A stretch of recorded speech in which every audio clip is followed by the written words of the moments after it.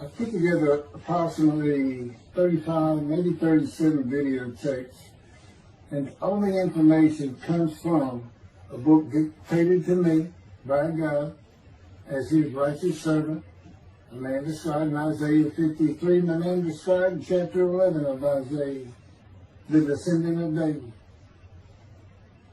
the twig from a shoot that grows out of the stump of Jesse.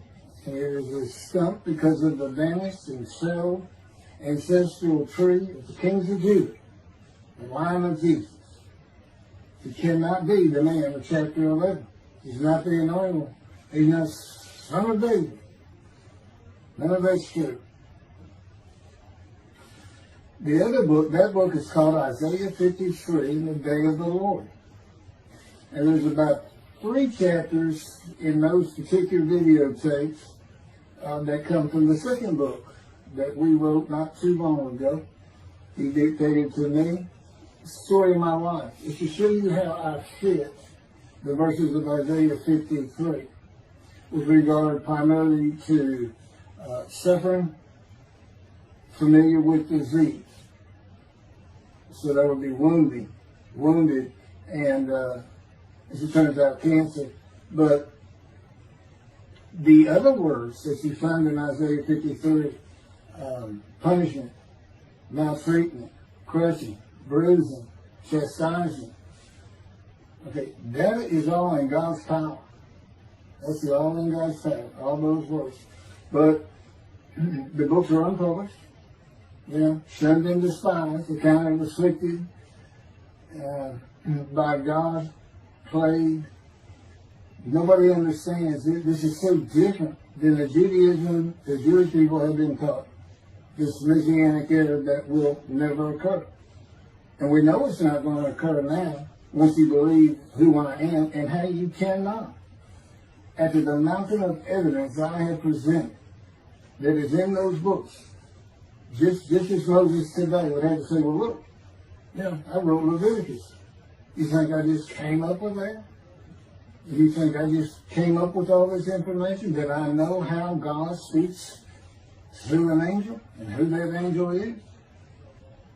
Moses walks by a burning bush that's not consumed. The angel of the Lord's in the bush and God speaks. I'm the one who explained that to you. I shouldn't have to go any further than that. The God says the rabbis, the shepherds, they never listen to my prophet. They think they know everything. Well, I'm going to keep showing that they don't. This is primarily for the people who listen to them and not them. I don't expect them to ever respond. Because by responding, they have to say they've been wrong. Or that's just not what we believe. And so they won't change.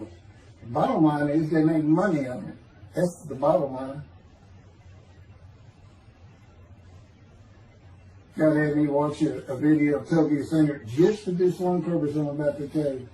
He said, watch him raise his hand. He raises his hand to do his hair or rub his nose or something, and there's this big, fat gold watch. And this is how you know this is the God of old. He said, look at that. Look at that. I said, well, he does. He died. His skin died, silver died. There might be a silver watch. He said, that's no silver watch. That's just a big, fat gold watch for everyone to see. And he makes his money on Isaiah 53. You guys have at least that's how he really got going. I don't know. I know he has a radio show. But remember, I'm in the fire refinement. Everything God does with me is to draw emotions because I'm going to be emotionless once I get to Israel. For the most part. He'll let me feel what he wants me to feel. But nobody can get under my skin. You can't bother me. Even if I seem like I'm mad, it doesn't carry over to my inside. And I don't think about it any more than while I'm, as they would say today, on a rant, getting on somebody. But I bring his reckoning. I laugh. I tell him, you know what I am, don't you, guys? He said, I know you're a lot, man. I said, no, I'm the reckoning. And I am the reckoning. That's what I am. He laughed. Holy Spirit, man. I said, you know, righteous servant, David the shepherd, Elijah, prophet like Moses. You know, I like wrath. What's his name? Wrath. What did he do? He was a reckoning. But anyway, I'm going to go through these early years of mine before God spoke to me. It's chapters 1 through 6. Chapter 7 is God speaks to an atheist, and I've already videotaped that. Walking with God, and something on visions and visuals. So the first chapter, this is what he told me right down, birth and tragedy. I was born in Bryan College Station, Texas on February. This shit's in from the Holy Spirit, yes. Like you couldn't ask me before I started. Yes.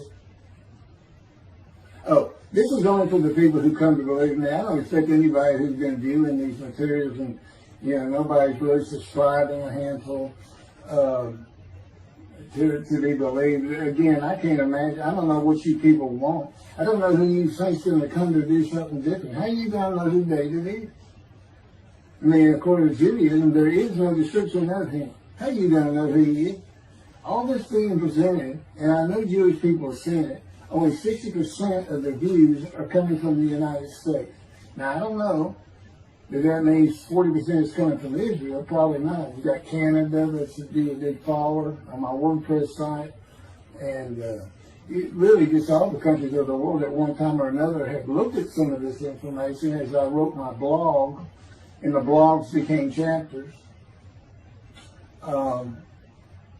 But I'm assuming some Jews have heard of what some man is saying he is Moshiach, and they're watching. Well, this is for those who come to believe. The people who want to be the witnesses, the many made righteous. By my knowledge, there are things I can tell you that God would have me say to you. So, you know, this might be bored to tears with others, but it does show suffering, pain, and emotional pain, my background, and just who I am. Not just some kook out here. You know, people say, well, he's hearing voices. Listen, as a lawyer, I ain't even do criminal law. I've seen some of these people who hear voices. I promise you. You know that's a person who should be hearing voices when you just see them and watch them for a couple of minutes. That's not me. Excuse me. Okay, I was born in Bryan College Station, Texas on February 21st, 1957. Now that's interesting because that's the year the first satellite went up. Russia sent up Sputnik, which is really 3 different satellites, and all together they were called Sputnik. That is considered the dawning of the age of the internet. Now, I've asked God, how did you select me? How did I be blessed with this and learning all these things with this crazy life that I've had? And but he won't answer me. He's John Poker, the Poker guy. He's not going to talk. He's not going to change his version or anything. Or me getting an impression that he is. And so I tried to come up with it on my own, and that is where I saw it. I said, because I know how important the internet is to this. It's the only way to get things worldwide, and all the teachings that have come through it. I didn't know, you know, I'm 63. I'm not like the young people who can just text messages without looking at them and all that. But he's taught me everything. He taught me how to set up Facebook, Twitter, you name it. He was just like, go to your computer, do this, do that. You know, commanded it and directed to become very good at the computer and, of course, word processing. You know, I'm a regular secretary, except I still henpeck with one finger. I used to. But God says that to show you, I had perfect use of this disfigured right arm. It just doesn't have muscle in it, and my shoulder showed. Anyway, I was born in Bryan College, and that's where Texas A&M University is. And my dad was attending Texas A&M when I was born. I graduated from there 22 years later, which is a story in and of itself. So I was born premature in the 7th month of my mom's pregnancy. I was born in February, and there were many complications. My parents were told I would not make it through the night, and they should just take me home. Mind you, this was 63 years ago. The biggest problem was that my insides had not fully formed, and it was impossible for me to take milk. Mammy, my great-grandmother, told my parents, boil rice. Feed him the rice water. It's got all kinds of nutrients and minerals in it. Dad says he threw out a mountain of rice those first few months. And it would not be my last encounter with death. So my dad graduated, and we moved to Metairie, Louisiana. And his first job is an oil and gas geologist. He looks for oil and tries to sell deals to people who can raise money to drill. He gets money up front and a percentage of production once they get their money back. That's what he's done his whole life.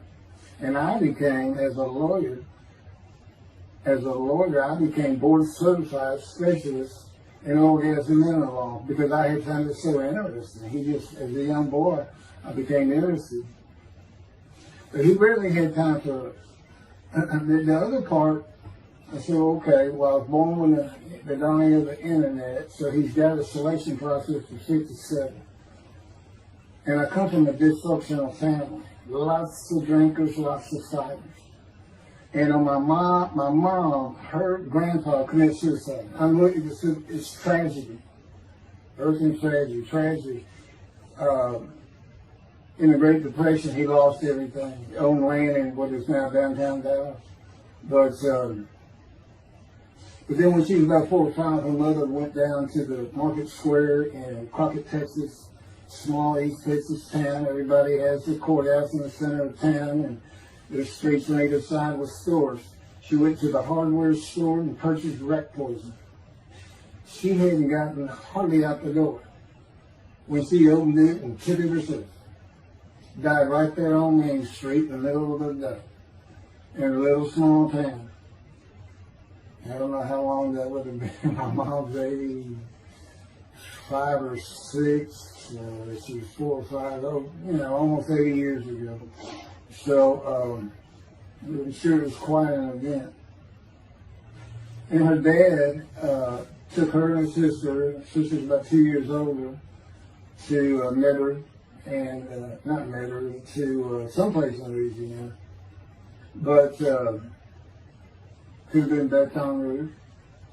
And her father became a elevator operator.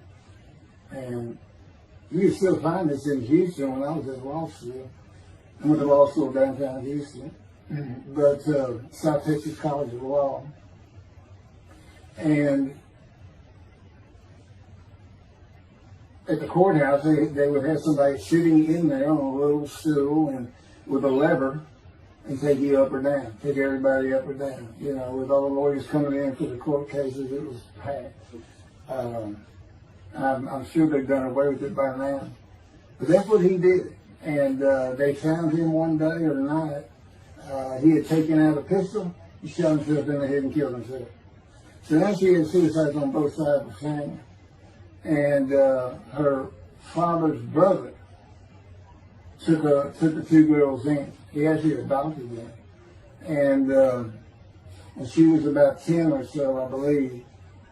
She's with him out in some shack in East Texas, and there's not any phone in this place. And he took a shotgun, and I'm sure he'd been drinking there all known for it, and blew his head off right in front of her. I mean, that's all the circumstances I know about it. It doesn't sound like a good scene at all, but it scarred her for life. Okay, we've been taking care of her from the get-go. My father amazes me to no end. What he has done to care for her. See, they knew that was his sweetheart. Eventually, now at 10 years old, that's who he married. And they're both from Crockett, Texas. Small town people. I still take care of them. They've taken care of me for 10 years. Got took me from society. He made me quit law. terminate my law license in Hawaii and Texas, and put me into poverty. I've been in poverty for 13 years until I just now filed for Social Security early. But I give them more than 90% of it to make up for everything they've given me for 10 years, 13 years. While I'm in God's fire of refinement, learning everything I need to know. And I have learned much. There ain't any question.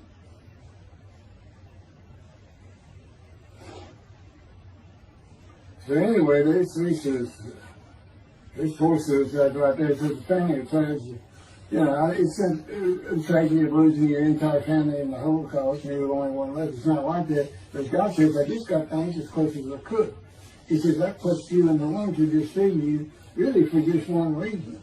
Well, two reasons. One, it makes you identifiable, but it was so people would pick on you. I wanted people picking on you because that's what happens to young Jewish boys. Just for being Jewish, just for having a disfigurement. People will pick on you.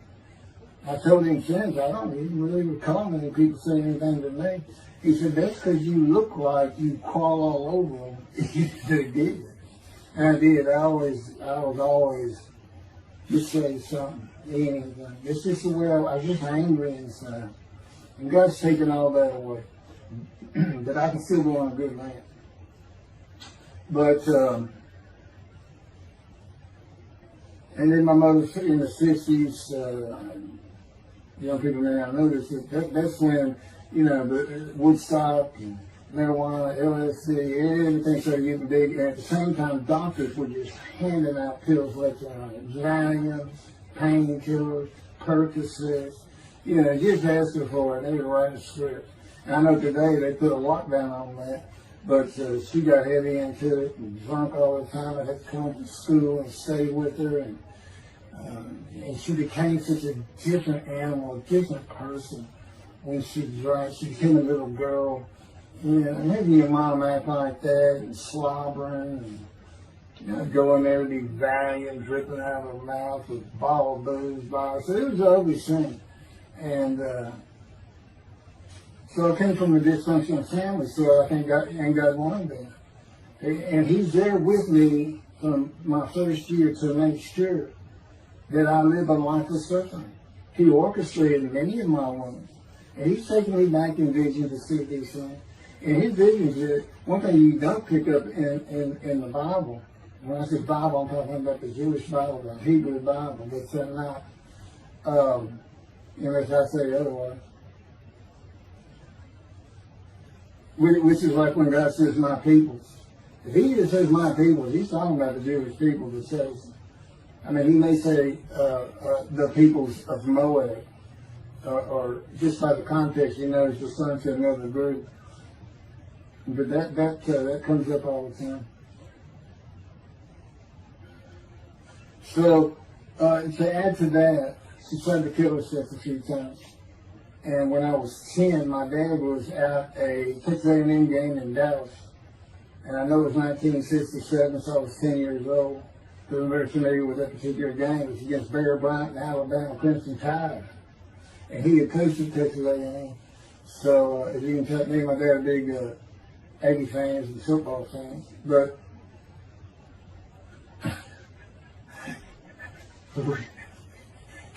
I had been sure we were able to see those games in Israel. Somehow my paycheck was like, he said, we'll get it. That's the Holy Spirit. We'll get it. He's so funny. I don't know where my sister and brother were, but I heard some noise and I went down about 1 or 2 in the morning, and our stairs curved, and there was a little bay window cut out, and I looked down out into the living room, and she's wearing newspapers on. And just sat there watching. Didn't know what to do. And she got down on that paper and took out a butcher knife, not a razor blade, a butcher knife, and opened her wrist up. And this happened again years later when I was in high school. She opened her elbow up, and that was god awful. I don't know. But before she bled out, my dad opened that door. I sometimes think she knew he was going to be there. Shane would probably save her. But it didn't look good. And I hated myself for not doing something. Maybe that's why I was so angry. Anyway, because I didn't do anything, I just sat there. I couldn't move. I don't know. I don't even know what I was really thinking, really. But I tell you what it is. It told me how much her uncle blowing his head off must have done to you. That must have really hit you. And I had nightmares my whole life. But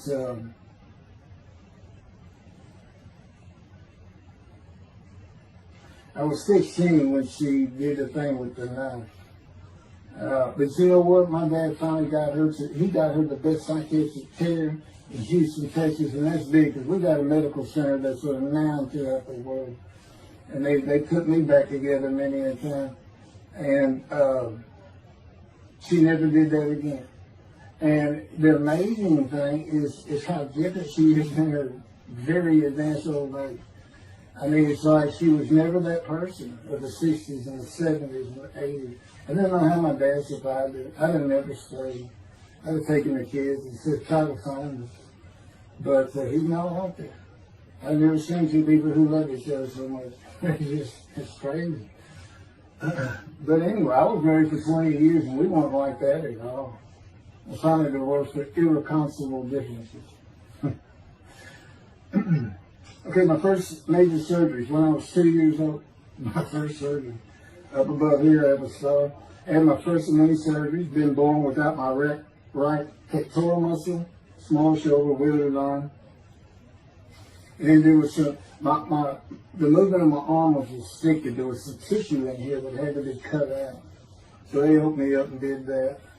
I was born right-handed, but I do everything left-handed. Except for light things. Like I shoot a basketball right-handed. I throw a ball right-handed.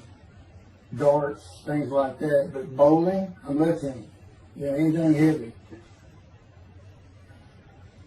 And I was quite average. If I'd had two good arms, I'd have probably been on scholarship. I was already offered a partial scholarship at a small school for track, even with this bad arm. But I just didn't have the fast start. You got to have two strong arms just pushing out in front of you. But I was some kind of quick and fast. So, we moved back to Houston to a place called West University, a suburb. And this little story, I don't even like telling it, but I got to tell me I had to. And he had something to do with it. But I'm not going to go into that part of it. So anyway, I had decided when I was in 2nd grade, I was tired of school, didn't want to go anymore. I don't exactly know why. I just know I said, that's it, and now I'm not going. Dad can't get me up and finish school until I'm not going. And it was on. He was going to get me there. It took him about an hour to get me to the car.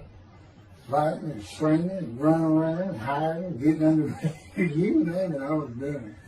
And anyway, he finally gets me to the school, but he's too tired. He wasn't even going to try to get me out of the car by himself. So he get out, and he goes and gets the principal. Now, my dad's about 6'2", but he's real slim. And but he comes out with his principal, he's taller than he is, and he's a hefty guy. He's burly. Anyway, so they come and said, get out of the car. I said, I'm not getting out of the car. I'd already locked the door. Only the two front doors locked, and it was those locks that you pull up and push down. And so my dad used the key, and he opened up, he popped that lock up, and I slammed it back down. Said, I'm not going to school, I told you. He took the key, they started throwing the keys at one another over the roof.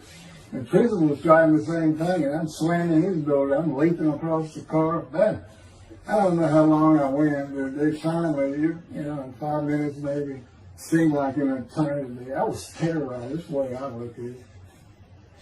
Anyway, the principal got it open, and I saw that door open, and I got back on the far other side of it, by the steering wheel with my back against that door. And I curled up like a ball, had my knees on my chest. And he reached in to get me, and I unleashed on him, kicking him in the face with everything I had. He broke his glasses, and his orbital bone got shattered. So, That wasn't my first principal either. There's another one. So, but anyway, so they carried me in, and it was very embarrassing, just crying. But again, funny thing, nobody, because I stayed with this same group for 9 years, going to Western University and the junior high there that you go to. Nobody ever said anything to me about it. And I knew some of those kids that were in that class.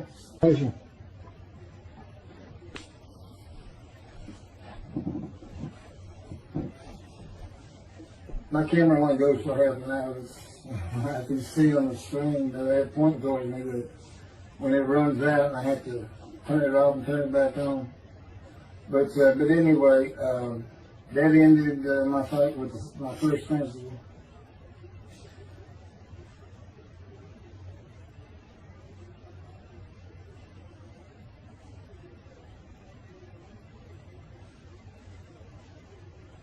Now here it is right here.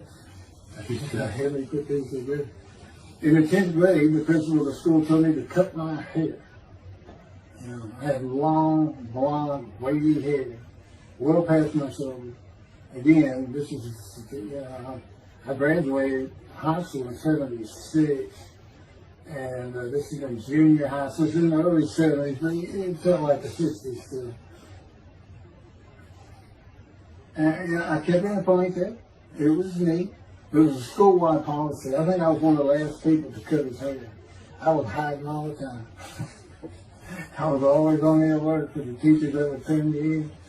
But I went and got it cut.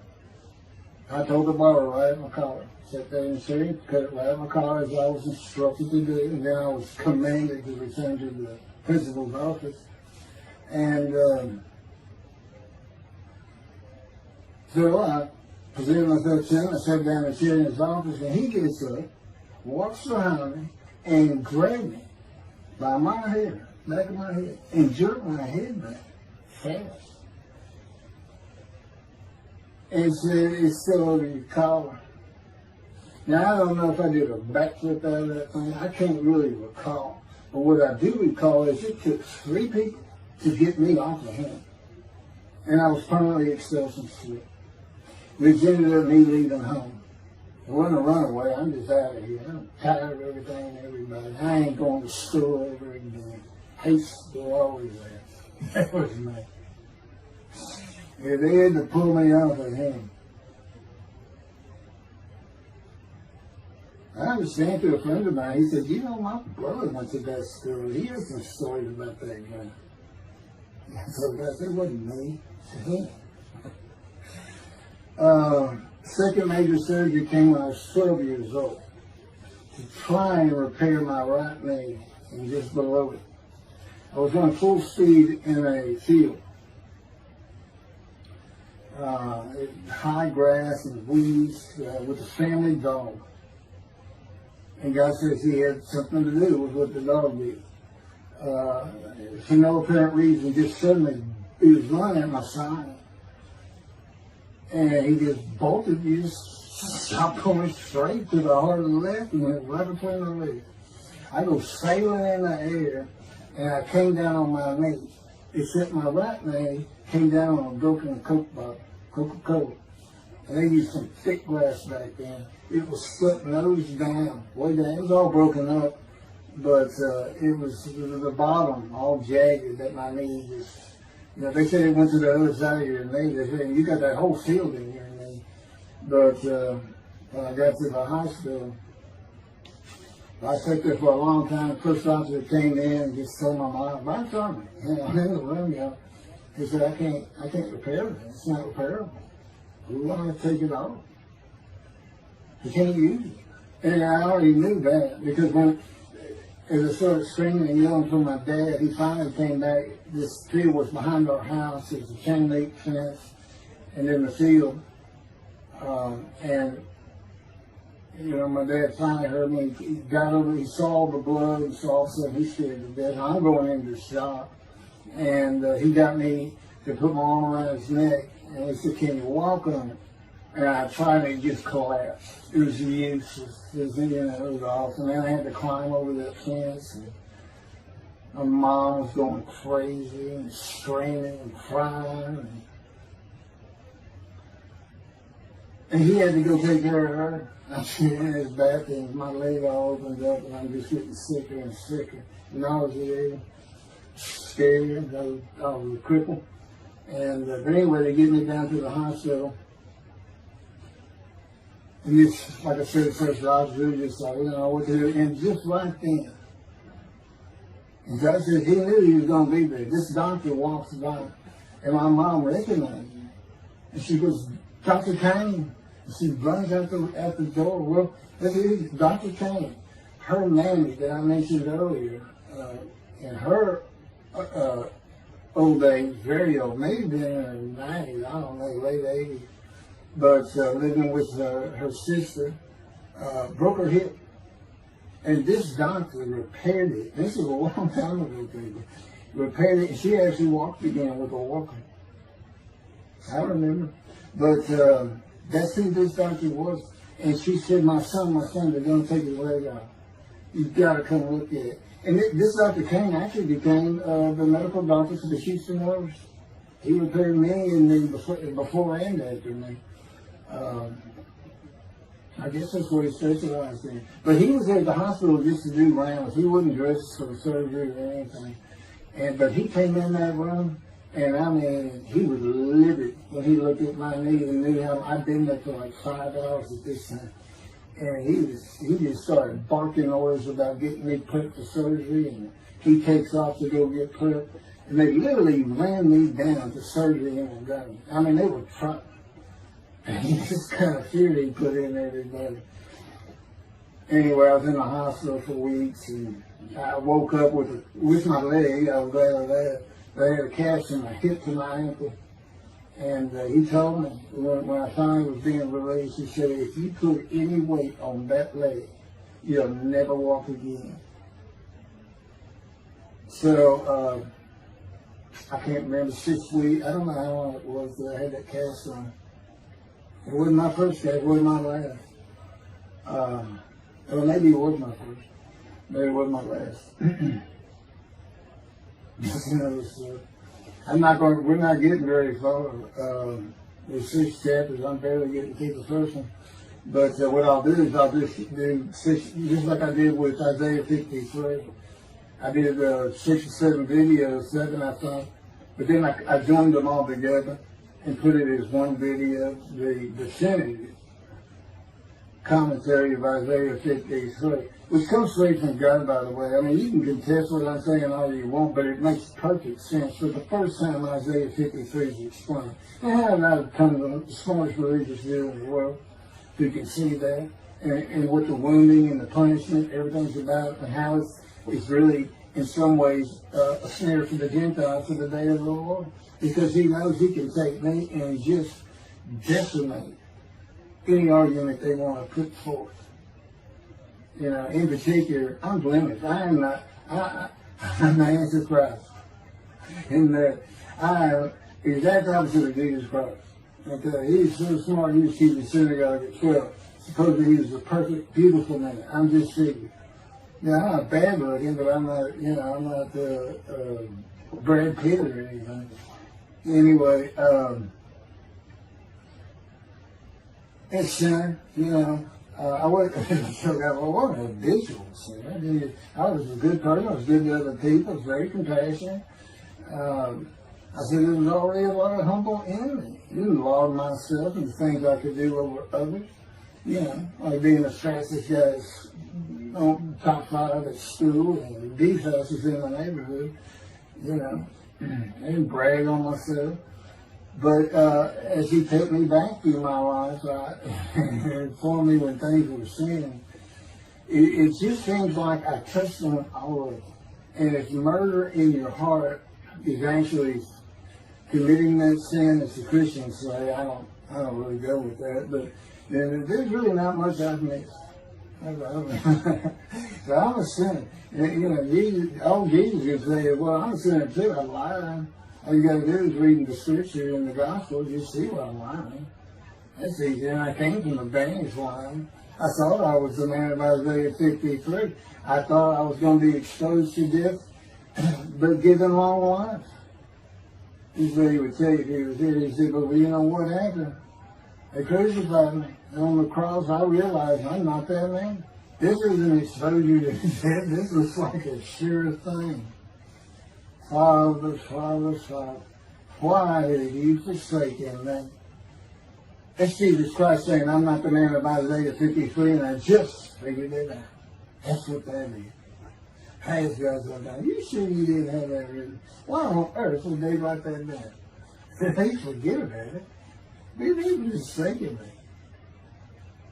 That's what it's about, Christians. All they got their way. They can explain that being counted a sinner means he got crucified with the sinner beside him being crucified on each side, left and right. So there's three of them, so he's counted a sinner. Okay. You know, it's supposed to be the scripture. Don't be able to find a person to do. You might tell Judaism the same thing. You know, this is to find somebody. It's not the people of Israel. They're all kinds of people.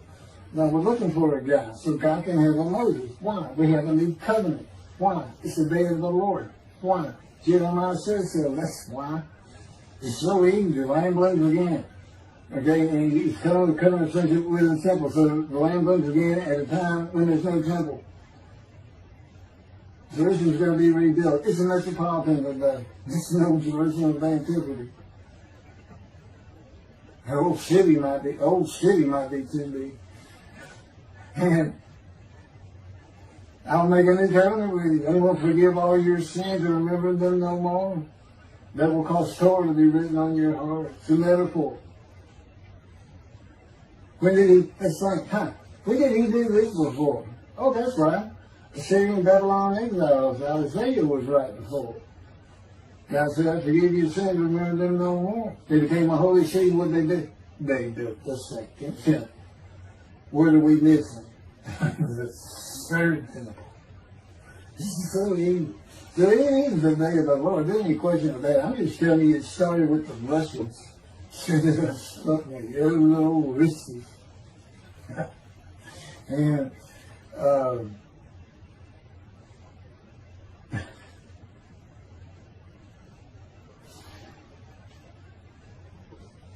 he's bringing the covenant, but he's got to have a Moses. He's a sinner prophet like Moses. So he was saying, it's Joshua. No, this is not.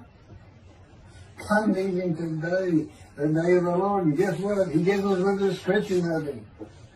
He knows this is a time of secularism, reliance on science and medicine and doctors. And you got so many more people who the only book out there is not the Hebrew Bible. There's a lot more books in it. You know, there's all kinds of distractions, television, cell phones, computers. You know, back then, you know, you just sat around and said, what do you think that's there? I don't know. We can send some rain. You know, it's just, because it was easier to get them back then. But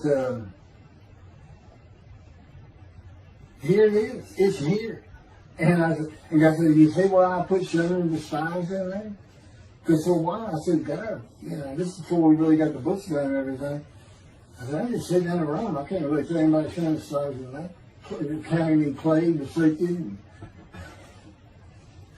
by God and everything else. He said, well, how you feel now that we've been putting all this on the internet, guys, that just Son of the Spies?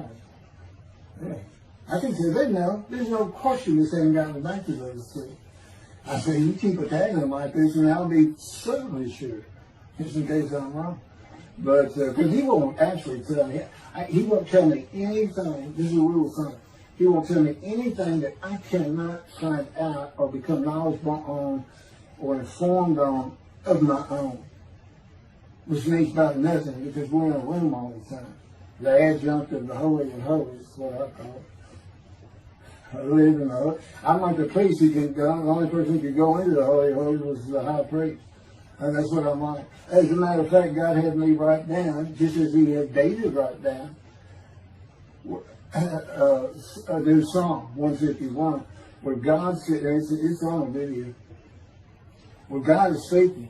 Where the Lord came to me and God said, quote, and within that, he says that he declared me. We actually used the song where he declares it for David.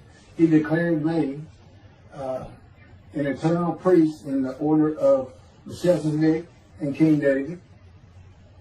and a rightful king, small k, and a rightful king.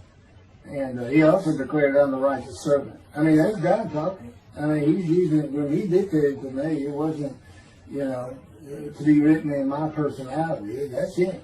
That's him doing a new song. So, because he does that. Even in the writings, the person doing the writing, whatever prophet it was, or Moses, or David, if he wrote Samuel 2 and Kings 1 until he died. As I said, God says, look, just assume the central character is the one I had right. Because their lives change when I come to them. Just like mine change. This is not anything I could have ever considered or even bothered thinking of. I had never read the Bible my whole life. If he didn't tell me, we're going to the bookstore and get you a Tanakh. That was 13 years ago. And my answer was, what's a Tanakh? I didn't know anything. And look at all this knowledge. But this is it. This is the only power he's going to use in creation. He's not going to perform miracles. He's not going to have me performing miracles. And he's not. He said, the only power I'm going to use is on you. What I can get you to do. He said, I can take a Gentile Texan and take him to Israel and get my temple built. Okay. He said, because that's what you say to God all the time. Okay. And one night, I hadn't even read Isaiah 53. He didn't come to me and just say, offer yourself for guilt. I crushed you with cancer. It was me that did. That's not, I wouldn't have known what he was talking about. We finally get to Isaiah a couple of years later. He said, keep reading Isaiah 53. Is that okay? And so I read it. I said, okay, finish it. He said, who do you think that is? I said, I have no idea. I could barely read it. I didn't know what it was saying. I said, I think these two verses ought to be up here. I said, you sure nobody messed with this thing? He said, nobody messed with it. He said, just get out of Isaiah right. He said, that's you. I said, oh, okay. I couldn't have good luck convincing anybody. I can't even tell what he's saying. He said, before we get done, and he's right. I've been over that thing so many times. From my original version of Isaiah 53 that he dictated, or told me how to put together, but every sentence, every word is, we've changed it up and added things. I've learned things. Like I didn't know about the chest of devotion. I didn't know why the angel was leaving early in Malachi 3, but I do now. And all that would cause an amendment to my midrash in Isaiah 53. And, the book has me, these are all videotapes now, me and Rashi. Rashi, the first one to come up with this is Israel. And, I look at his answers and I just shake my head sometimes. You should see his answer in Malachi 3 to the angel of the covenant that you desire. There's only a covenant of friendship and a covenant of Jeremiah. And this is his answer. It's midrash, so he just takes a section of the angel is on the way, and it just says the angel of the covenant. And his commentary is the angel that avenges the revenge of the covenant. I said, what does that mean? What are you talking about? And I said, God's being funny. He said, I don't know. I said, you do know. I said, I'm not telling you. So, God likes to feel as though he's laughing. He doesn't actually laugh. He sends me a perception every day. Or he uses me to laugh. I've mentioned that in a video. Because he can't. He controls my words. I learned that in walking with you. Just one day, I'm talking out loud as we go. I'm discussing man and divine beings as though I had a sermon I was giving or a speech to somebody or a seminar. And I'm rolling, and I can tell he is really making this thing rock. He's taking it from here to here to here. And we're going. And I'm going. And all of a sudden, I use a word or a couple words that I simply don't use. And they're not what my mind was even thinking of. They just came out. And I just stopped. I said, did you do that? I didn't even say, hey, did you just make me say these things? Because I knew he knew. I said, did you do that? He said, I did. He was the only thing did it. I did. I said, okay. Anyway, that's where it all started. Now I know. Okay, here's who that is. That's the Holy Spirit. Using me. He doesn't sound like that. But he'll use words like that. So he's getting bored. They like to cut. Let me just say this. This is probably got you don't know. It's not all the time. It's some of the times we do tend to get kind of silly in here. But, they do things after a while. I'm like, it's like, I feel like a kindergarten teacher. I got two of those kids that you just shake your head at. You say, this is a handful. These two, nothing but trouble. Always throwing around, looking for a laugh. And the Spirit's always working in heaven and God laughs, as it were. Again, he doesn't actually laugh. It's a perception that's his emotion. If God has any emotions left, because worrying about other people's pain is not one of them. He made that clear to me. I don't care about your pain. And just saying it makes you mad. He says, he draw anger. And he does this so many times over and over. He says, this is easy because now it irritates the fire out of it. He just started. I said, how do you keep doing this stuff? And one day I told him, I said, I got it. Which means it actually came from them. I got it. You never grew up. You never got sent to your room. You never had to climb that mountain to achieve something. Put yourself out there, man. Nobody's ever hoped you. He said, I said, that's what it is. You never grew up. That's what it is. Yeah, I'm dealing with the child guy. That's what I'm doing. Having an argument. And then he came down as mean, very serious, mature guy. And I didn't bring that argument up anymore. But that's how it gets to me sometimes. It's an incredible lot. For me, I'm not going to get to him. I get to him at the end. I'm getting close to when I got shot. I thought that was a new chapter. Oh, it's not. Well, I'm going to put this is getting long. Anything over half an hour, we try to stop. My Isaiah 53, 5 hours. But, it's a watch it all at one time, of course. He doesn't hardly let me watch it. Yeah, I don't even watch them before they get posted. He said, no, you watch it later. Because it comes on the TV that he got me. And I didn't know at the time it was going to be, that he was serious about doing videos, and I certainly didn't know about making it a backdrop. He decides everything. He tells me when I eat, when I get up. I don't sleep probably at all, 2 or 3 hours a night, and sometimes less, and take a half hour nap sometimes. But I found out I feel fresh. I don't need that much sleep. He said, you're not really doing anything. Why do you need a lot of sleep? And see, that used to make me mad. Now I just laugh at it. Thank you very much for listening. I'll pick this back up on another video, and eventually I'll put these first 6 chapters, just like I did Isaiah 53, because it's a book that he dictated to me. I can't get it published. I'm going to put it on YouTube. That's why I'm reading it. And as I said, if you don't want to listen to it, don't listen to it.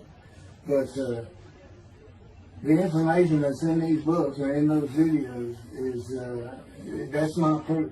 And quite frankly, God said, if that's not enough for them, well, that's just too bad. Utter destruction is what they end up getting. They better learn how to listen to proper. See, it's no different than the people back then. They'll say, well, why didn't they listen to Isaiah? Why didn't they listen to Ezekiel? Why didn't they? They laughed at Ezekiel. That's what Rashi said in his commentary. I didn't know it was laughing at him, but just ignoring him. Everybody thinks they know. But in any event, I do know there's one chapter we haven't put in there, and that is recognizing a prophet in time. It says Moses vouched for Joshua, so he didn't have to be tested. And the problem with all that is, and I think why God hadn't had to put it on video, is that they're looking for a seer, somebody who can see the future. You see, that's antiquity. I mean, that's not what you're looking for today. Moses wasn't a seer. And none of the prophets were seers. They just wrote down what God told them to write down. God's the prophet. He's the one making prophecy. And what he does, he doesn't actually just see the future. He walks you through. He says, okay, right here is when they're going to send up the satellite. This is where humanity will be at that time. He can walk it through in his mind. As I mentioned, his eyes, he doesn't have them. It's just his absolute knowledge of all things. He can form a picture of this frame. Me, it's in here. He knows every atom of my body. And it's like he does a vision for himself, a visualization. That's what I call when they put pictures in my mind. And he puts it into the spirit's mind. And they're both within me. You know, the big cloud that just came down. If you're sitting in a room with me, it envelops you. But it engulfs me, it goes through me. My little spirit cloud becomes part of the big cloud. That's why God is in his spirit. Here's the elements of spirit, here's the elements of God's presence, his mind. Two clouds, they just come together, they can be together. Okay, God's still one. He created the other cloud. And then in this room, filled with them, my little spirit is like a little cloud that just came in and part of it. That's who I am. That's a man divine being. Okay? No, it's like nobody's really expecting it. Well, maybe it's because you didn't know these things. And now they want, I get to see them shunned. Some means I'm not looking at that. It's not like a coup. We by faith, by the fundamental principles of Fan the talent, from his diagnosis of the talent. Once you leave it alone, once you throw the talent out and learn some new stuff, once you get out of antiquity, every religion has an end times like that. Every religion ends up with utopia for its people. Everybody. Well, don't be like everybody. You're the Jews. Let's get practical. Let's have God in our midst again, in a man like he was in Moses. Let's point at him and tell the Christians that is the man of Isaiah 53. Here's what it's about. God said he's coming back. He told us, we're not waiting on him like you. And he said when he was coming back, he false prophesied 5 times. He ain't coming back. He wasn't who he thought he was. He told us on the cross. I'm not the man of Isaiah 53. He tells us. What else was he doing?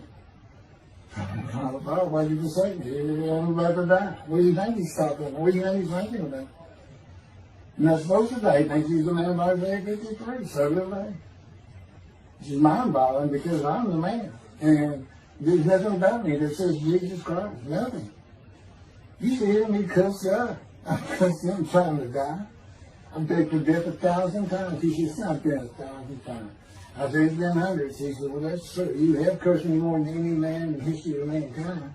And he said, and you did it face to face. And I said, you should have made me so mad. He laughed, y'all. He laughed. When I'm cussing him, he did make somebody, and they, oh, you're kidding, that's the way.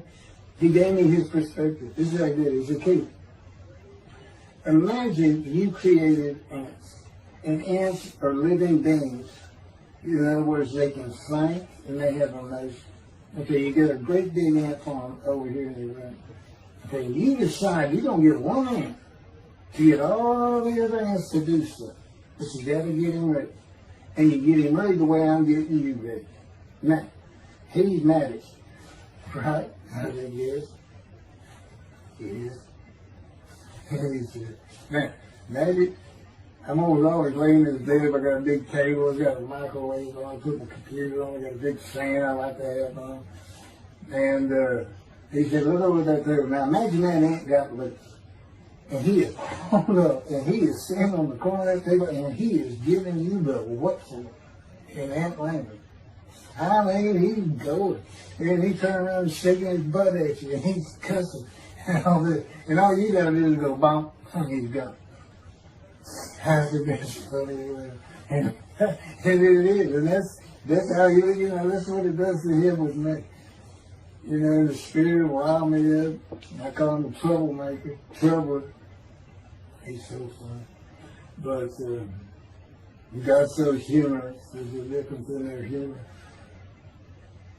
Okay, now I'm told that does wrap it up. I'm gonna pick up a gunshot. I guess it was fortunate accident to my knee. They ended up opening me up and swinging my breast and my pelvic behind, and now it's been 3 times.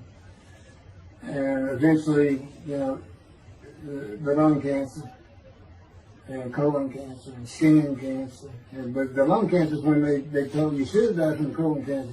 He said, but this is it. We can't treat that. It's too advanced. You're gone. And prepare to die. That was 20 years ago when the planes hit New York. It was the planes hitting New York that got me up off the ground one last time to see one more vacuum. The life of God's righteous servant of Isaiah 53, chapter 3, gunshot.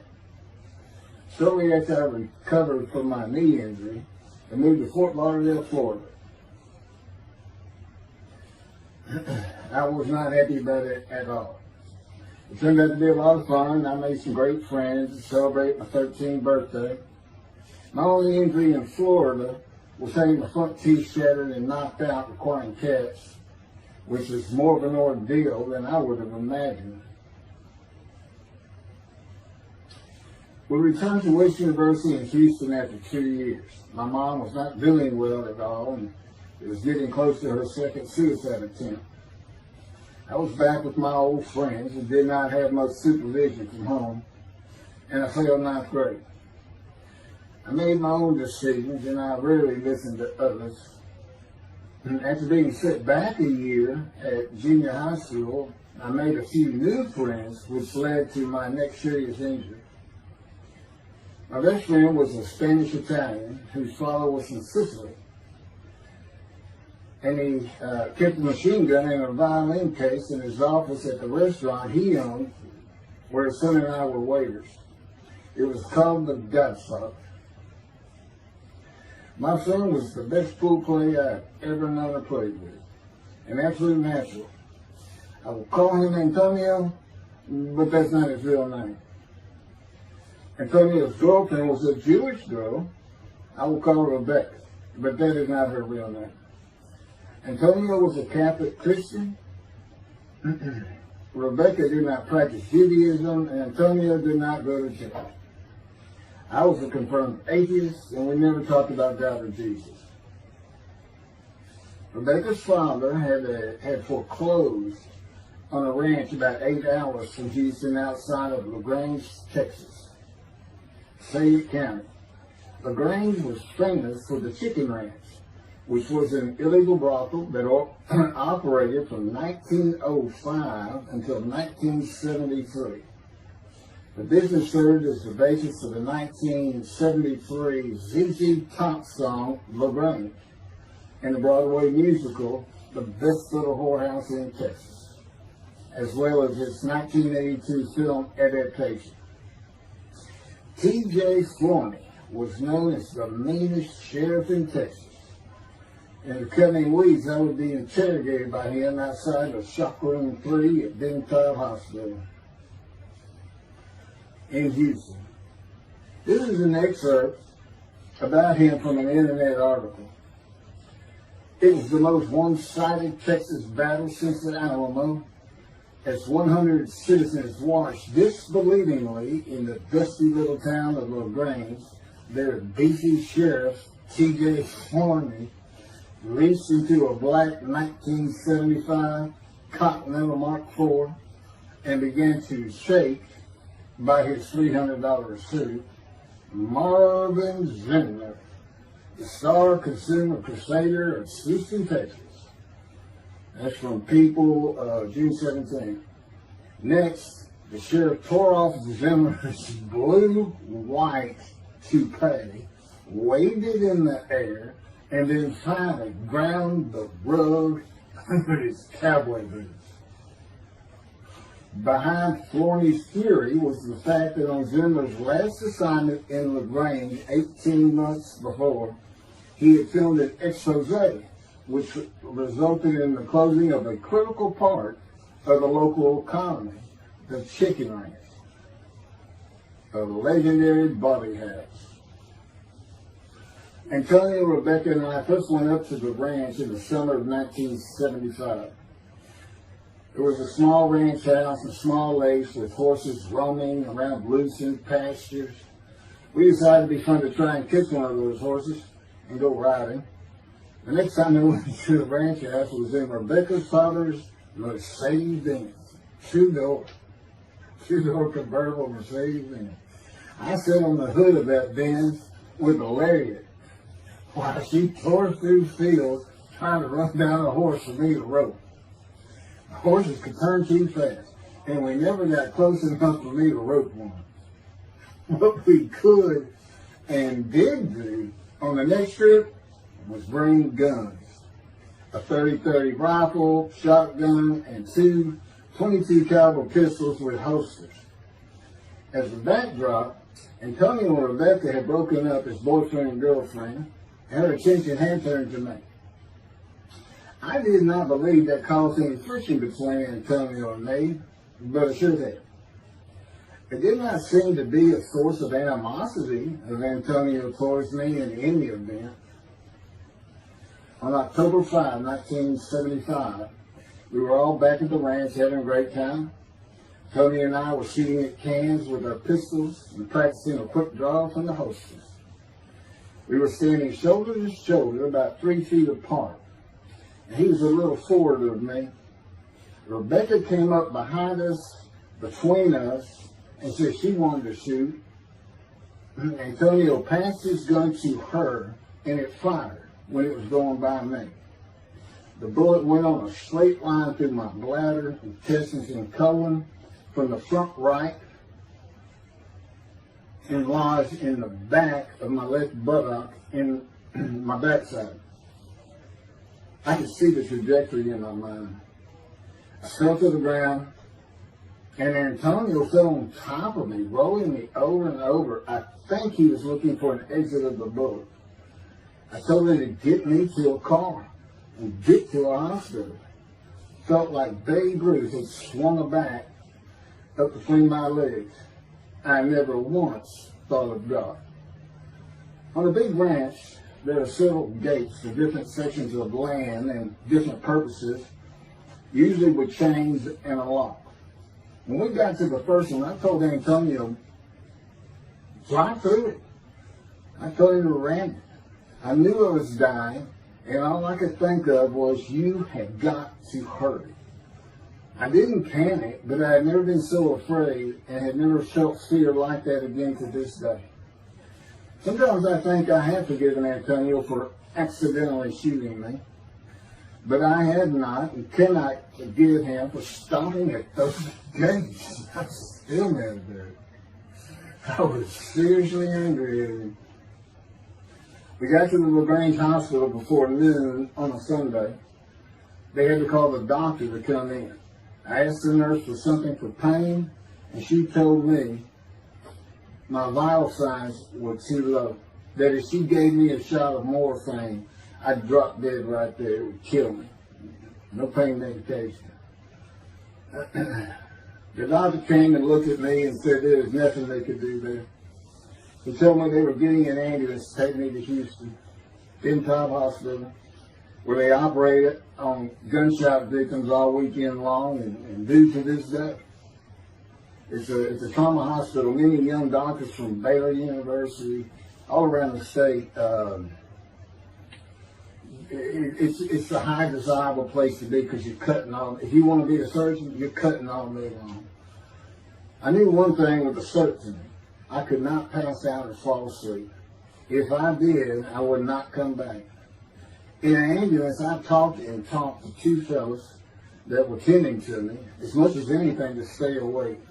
I asked them such things as what it was like to be married, graduate high school, have a career job, but my mind repeated over and over, you have got to hurry. We arrived at dusk. This happened before noon when I got shot, so now it's getting dark. When the ambulance opened, my brother jumped in to help. My mom was standing by the entrance to the shock rooms in her fur coat. She later told me that since Top was a public hospital, it might help if they thought we had money. I didn't see my dad, but my sister told me later, the whole way to the hospital, all he could say was, to God, please don't take my boy from me. I had stayed awake for some 6 to 8 hours in awful pain. They took me to shop room 3. It was filled with people giving orders and very loud. On the table, the nurse told me she had to put her finger in my bottom, which embarrassed me. And I raised up like a sit-up and saw nothing but blood rushing from my bottom onto the table. You have to hurry is all I could say. They finished prepping me for surgery and rolled me to a hall in a line of others awaiting surgery. And someone was saying my name, and I opened in to see T.J. Forney, Sheriff of LaGrange. He wanted to know if I'd been shot intentionally, what we were doing at that ranch, did we have permission to be there, and et cetera, et cetera. I told him I thought it was an accident and to leave me alone. I never saw him again. I didn't have to wait long. The orderlies bypassed everyone in front of me and took me to surgery. I awoke in a large room with about 10 beds on my side of the room and 10 beds on the other, with other patients, and I could hear moaning and crying here and there. It took a few moments to remember what had happened and why I was in there. I fell back asleep, and when I awoke, my dad was telling me he would have me out of there into a private hospital as soon as possible. It was the next day when they transferred me to the Methodist Hospital and Medical Center, where they had operated on my knee, and I had spent weeks there. I had a hose with a bag coming from my bladder and a colostomy, an opening called the stoma, which is your intestine on the outside of your abdomen, with a bag over it to go into the bathroom. I was out of danger from dying, but still very weak, and I needed to gain some weight. The track team was already getting together, running distance and cross-country workouts provided by the coach, preparing for track meets in the following school semester. I lived about a half mile from the high school. The day I got home, I walked to look at the track. It did not seem possible I could get back in shape.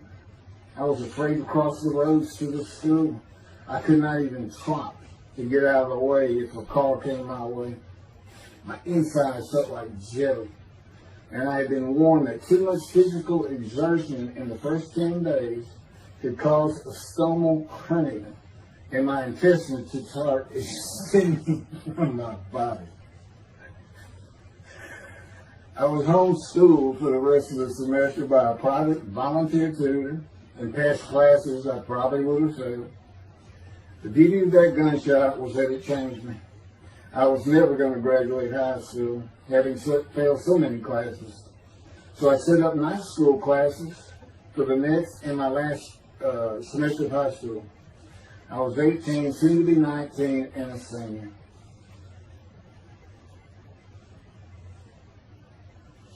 Chapter 4, College and Law School. Before the summer of 1975, one of my best friends in the track team, who threw the discus and shot put and field events, and was a senior, told me he wanted to do something big the coming summer before starting college at Louisiana State University, LSU. I was only a junior and I had no plans for the summer. He mentioned this to me, and I began thinking about how long it had been since I had been to Colorado. My father, who had really good years and many so-so years, depending on how the oil and gas industry was doing. And when I was in junior high school, he had sold some prospects, had completed a few wells, and had purchased a condominium in Pagosa Springs near Durango, Colorado. My friend's name was Keith Miller, and I called him Miller. He had given me the name of Say Babe. At one of our night track meets, I was running the 330-yard low hurdles, and the last turn was behind bleachers where the officials lost sight of us for a few moments. A runner to my left veered out of his lane into mine and took my hurdle, and I had to slow down and go around it, yelling, "Hey man, that's my hurdle." I wasn't happy. I do not remember how Miller knew what I had yelled, but he was probably on the football field inside the track working on shot putting biscuits, watching me run and hurt me. I did not really know him very well at this time, other than he was a popular senior who knew everyone, in stark contrast to me. On the following Monday, I was walking down the halls between classes, and coming in the other direction was Miller, though I did not see him. Then as he was passing me, in a loud voice, loud enough for everyone in the entire hall to hear, I hear, "Say, babe, that's my her." Hence, say, babe. That began a really good and fun friendship, and I got to know the class I should have been in if I had not failed ninth grade. And because I was Miller's friend, I was immediately accepted by anyone he introduced me to. I found out about 40 years later on Facebook. I looked him up and we friended that he's Jewish, and particularly because of his brother. He's got an older brother, and they look just alike. They live up in Oregon. But I did not know that. It's not something we ever talked about. I just didn't think about it. I'm sure he wasn't observant at the time. I told Miller about my dad's condo and suggested we plan a trip up there to backpack in the Womanichi wilderness of the San Juan National Forest. I had hiked there while in junior high school with a friend and his little brother. I had a driver's license in my second year in the ninth grade. The prominent 13,000-foot peak is 10.7 miles from the town of Silverton, which began as a silver mining camp in 1873, and that is where I plan to take Miller.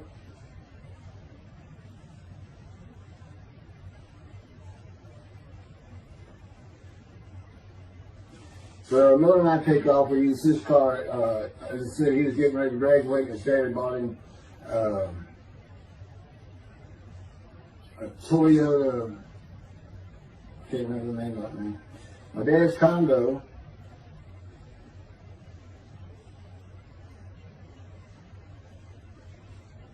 is about 60 miles from Durango, where a train depot is located that runs a train to the Womanichi Wilderness to Silverton.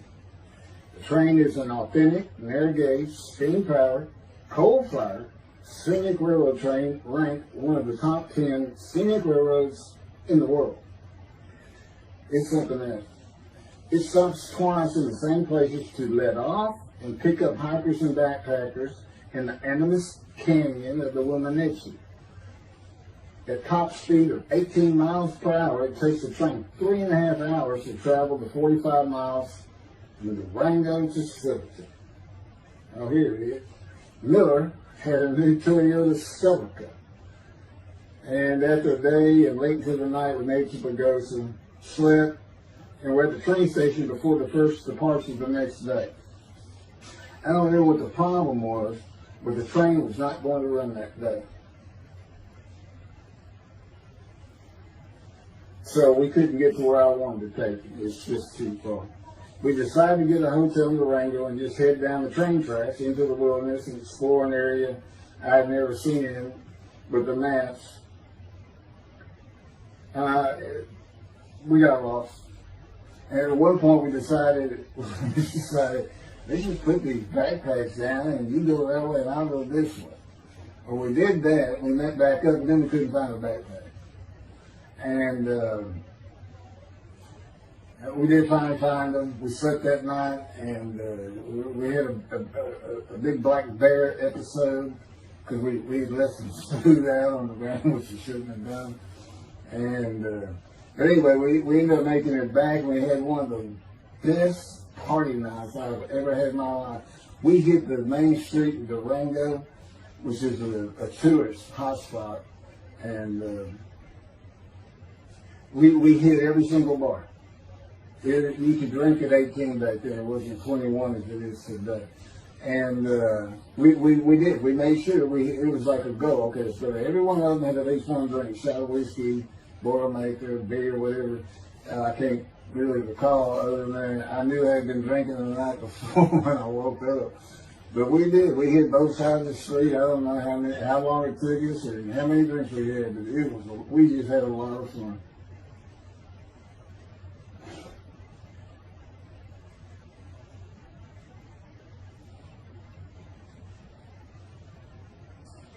Okay, I'll be coming to chapter, I guess it's 4.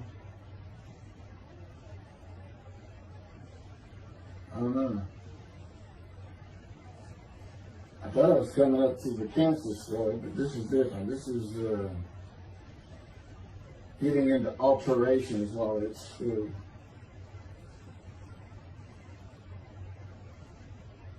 So anyway, I was shot on October 5, 1975, and by early December, so it was October 5, and then in early December, they I had surgery again to put my intestines back together, which was, you know, it was dicey. You know, they kept telling me, we don't know if we can reattach.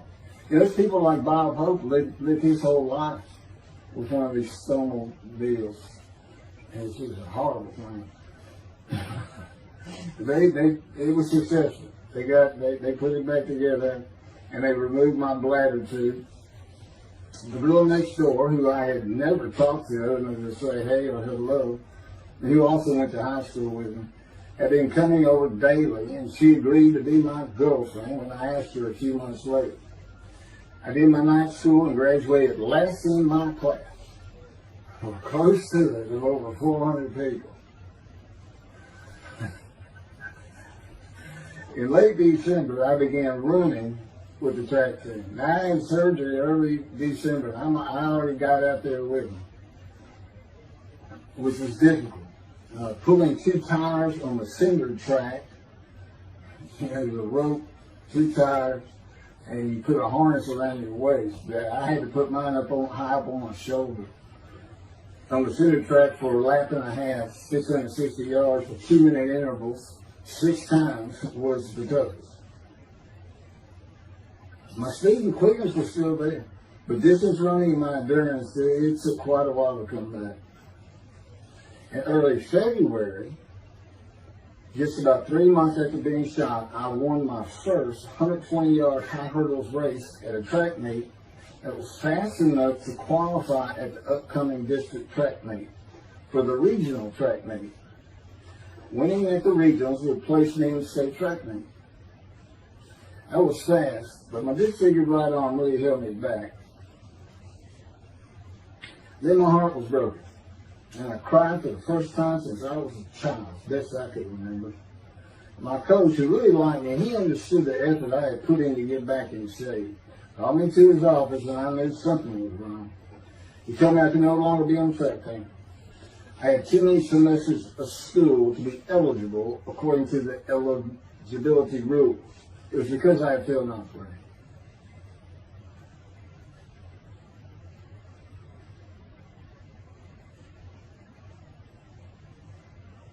And of course, I had no one to blame but myself.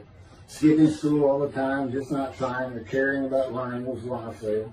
I was not lacking in intelligence and common sense as many people thought of me. I could and often did read a complete science fiction paperback book during the school day. One day, I get them from my brother. I just sat in the back of each class and read my book, and the teachers always left me alone. I also was suspended from school a couple of times for fighting. First fight was in the gym in the bleachers, with the principal on the floor telling us the do's and don'ts for the second semester of the 10th grade. This is 2 years before I was shot. I found out he already knew me by name, and I had never talked to him. The second fight was with the same guy, but this time we took it across the street from the school. He had about 10 of his friends, and I, being pretty much a loner, I had none. They were African American, both sent to school from neighborhoods far away. And I just didn't understand them, or know why they even talked to me with words I did not get, like word or say, man, can I hold $1?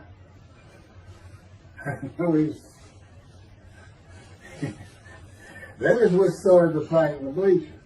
I hear from behind me, and one stood to my left, saying, man, can I hold $1? I turned around and just looked at it. And finally said, I did not have $1. Ordered with the principal, I undid my ponytail. My student's sitting right behind me, and I'm well aware of that. And I brushed my long blonde hair and then reached into my pocket for some chapstick for my lips. And I pulled my hand out with the chapstick. Turned out I did have a quarter. And from behind me, I hear, "Say, man, you said you don't have no quarter." To which I replied, turning around, "I don't have a quarter for you." The next part's kind of hazy. But I do know I grabbed him by the front of his shirt and threw him down the bleachers onto the student sitting below me. That is when the principal yelled my name and told me to go to his office. The next day, the guy and his friends were waiting on me when I got to school, and we fought across the street. The principal told me not to get into any more fights, and this is what I got suspended for. I remember being in, after my suspension, being in the men's room smoking a cigarette in a stall, and a group of African Americans came in, and they were talking about the fight. What I remember was hearing, "That white boy went Muhammad Ali on him." My favorite fighter. I even saw the Ali Foreman fight in Kinshasa there, live in Amsterdam in 1974. And some of my best friends in high school were African Americans, mostly on the track team where we could get to know one another. I still had run-ins with the general population of the African Americans, who everyone just called blacks back then. I never used the N-word and thought they would help themselves a lot if they'd stop using it. Mostly I think they were angry at being bussed in from neighborhoods far away. In fairness to them, white kids did not seem to like me much either. I looked young even for my young age, and with my long hair, about 6 to 8 inches past my collar, I looked kind of girlish, and many people said that to me. One day a friend of mine told me what it was to him. You never smile and seem to be very angry. Like if someone looks at you crossways, you're going to come after them, daring them to say something. Like you want to fight. My next suspension for fighting began in middle shop, and it was all my fault. There's not a big deal with that.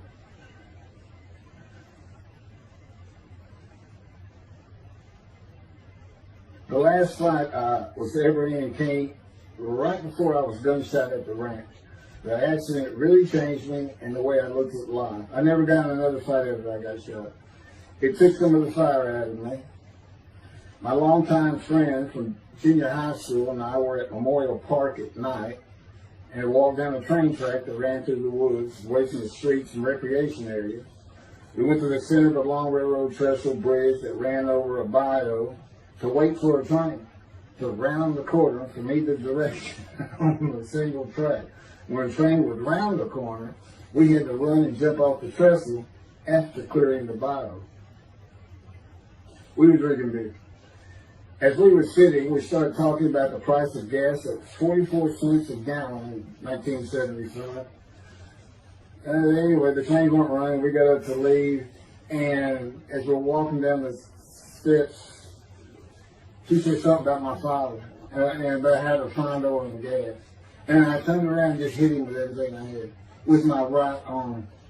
And I realized what a stupid thing to do. I called him the Big Sweet. He's Norwegian. His hair was white and long and longer than mine. His hand was the size.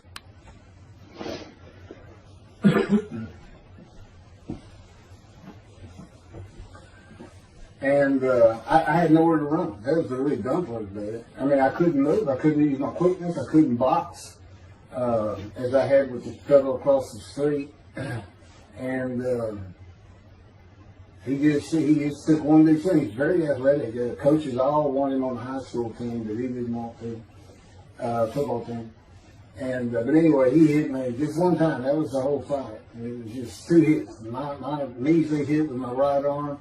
I let it fast, and I hit him where I wanted to hit him. Well, I say that. I didn't even think about it. But he just about knocked me senseless. I mean, I saw it red. And So anyway, that was it for our friendship. We just, although after I got shot, he and I got back together a little bit, but by that time I had met Denise next door, and I wasn't going to be going out drinking beer at the festival anymore. It was going to get serious, and that's when I set up my night classes and everything. Her big sleeve.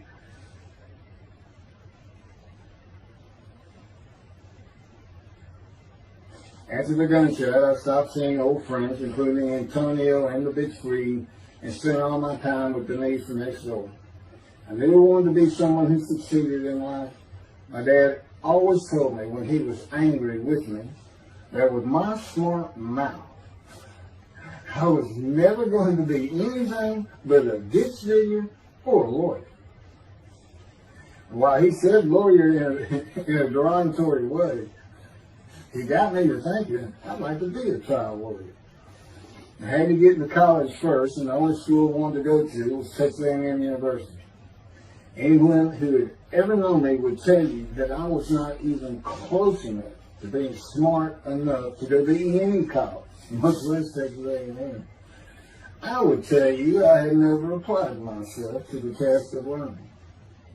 Texas A&M denied my application. I called them and pleaded and argued, and finally admissions said that if I came for the summer semester of 4 classes and maintained a B average with no fails, they'd let me in. I did it, barely. I almost failed calculus and got a B. Just a quick thing on Texas A&M, because it relates to World War II, which always makes me think of the Holocaust, and how many Aggies were involved in that. Texas A&M enrollment began on October 2nd, 1876, and admission was limited to white males, and all students were required to participate in the Corps of Cadets and receive military training. Many Aggies served in the military during World War II, with the college producing 20,229 combat troops.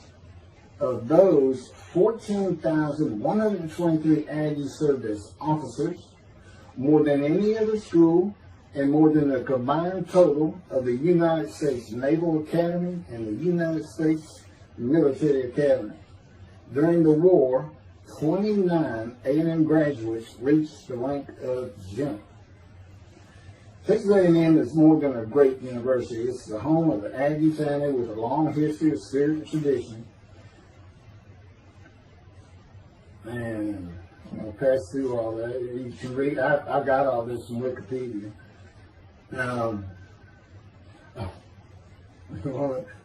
Like Notre Dame, it's a school full of tradition, especially notable at football games and in campus life, drinking beer at the Dixie Chicken.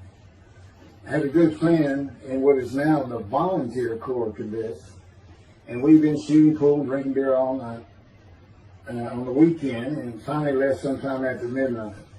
I walked my friend back to the quad, Corps Cadet Quad, a large open area where people could gather, surrounded on 4 sides by dorms for cadets only. And I dropped him off at his room.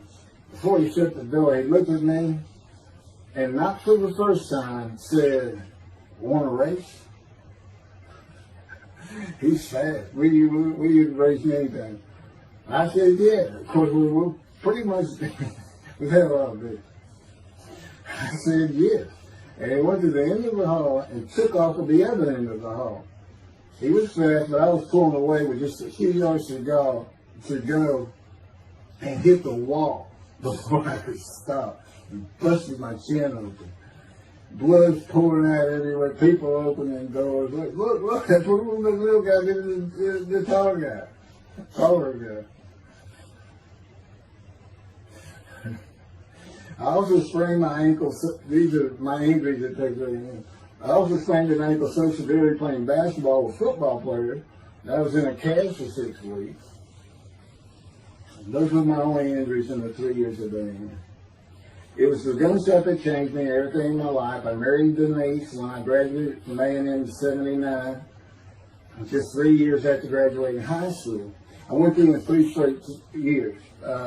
Because I had those hours from the first summer, I just went ahead and went the next summer too.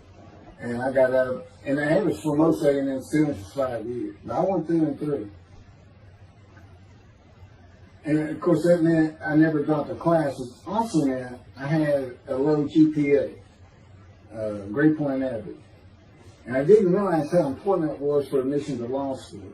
I was denied admissions from every school across the nation I thought I could get into. I do not know how my dad knew about South Texas College of Law in downtown Houston, but he made some inquiries and found out the dean was a graduate of Texas A&M. And we're known for helping each other. We set up an appointment with the dean. I told him of my rather intense home life and wayward ways, and that the A&M had given me a chance to prove myself as a capable student. You know, he hemmed and hawed, looked around the theater, and gave me the same opportunity A&M had. 4 summer classes, D average, and no fails. I did it. I was terrible with chemistry and math, but it turns out I had good reading and comprehension. It's probably from reading all those science fiction books in school. I graduated in 82, and I did great on the bar examination. Chief Ellis McCarty, attorney at law. Who would have believed it? Which reminds me of verse 1 of Isaiah 53. Who can believe what we have heard? That's what any of my friends would say about me getting out of law school. Much less what's happening today. You go find somebody that knew me in high school, they say, who? Oh, that can't be straight. Get out of here. I know him. Get him better. Chapter 5. 27-year headache. I'm going to pick up with that on another video. And then that'll be it.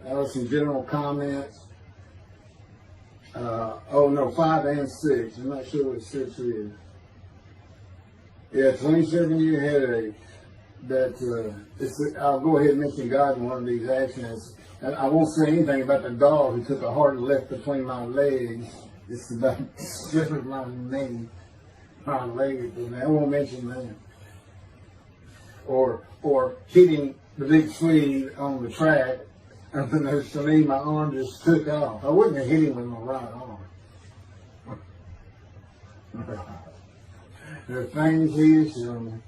And getting gut shot. Yeah, I think I would have figured that, you probably shouldn't be hanging out with this fellow anymore if you're going to be talking to his ex-girlfriend for a minute. Little things like that, he controls my perception. Little things like that in my life to make sure I am the man of Isaiah 56. If anybody thinks I'm going to back off saying that, they're wrong. I've been through too much. My whole life is dedicated to this time, the day of the Lord. As a matter of fact, what about my day? I said, what about my day? Well, he said, well, first of all, God's speaking with you and living with you. Most people say that's pretty good. I said, yeah. But anyway, here's something he's promised me that he lets me check out all the time. And I'm going to put on the screen.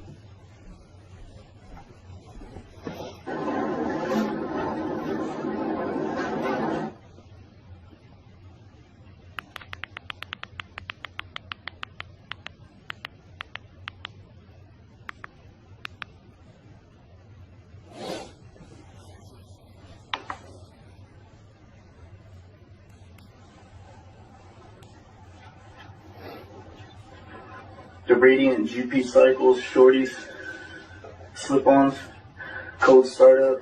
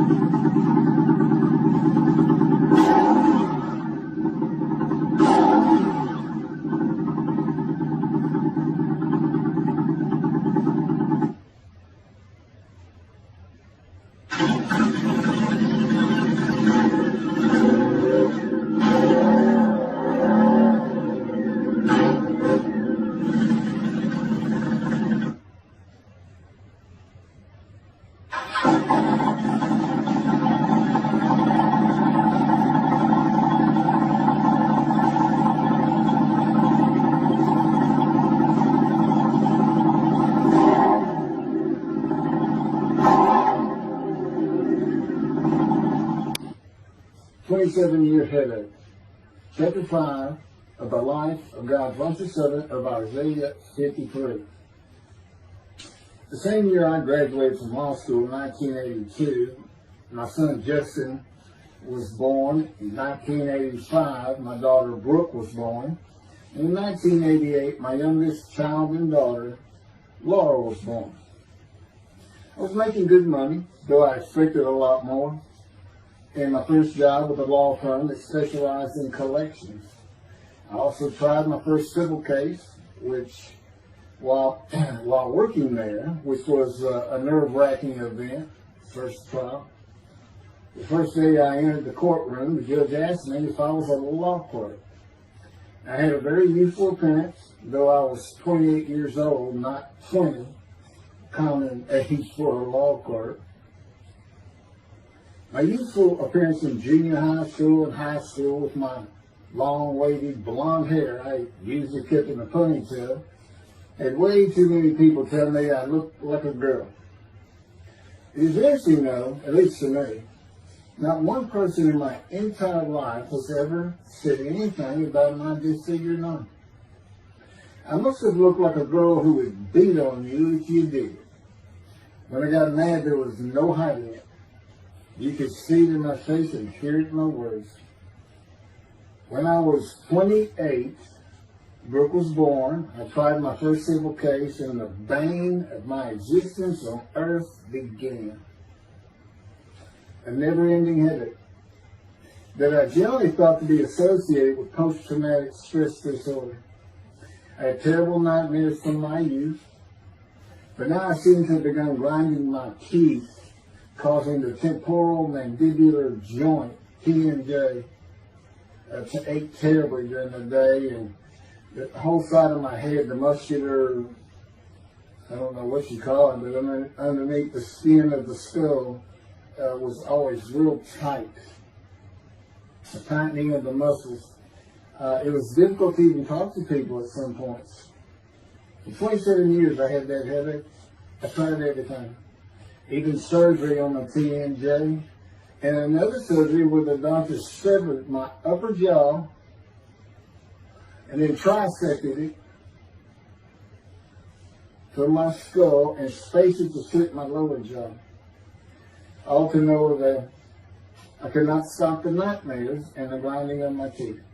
Mouth guards helped my teeth, but the pressure was still there.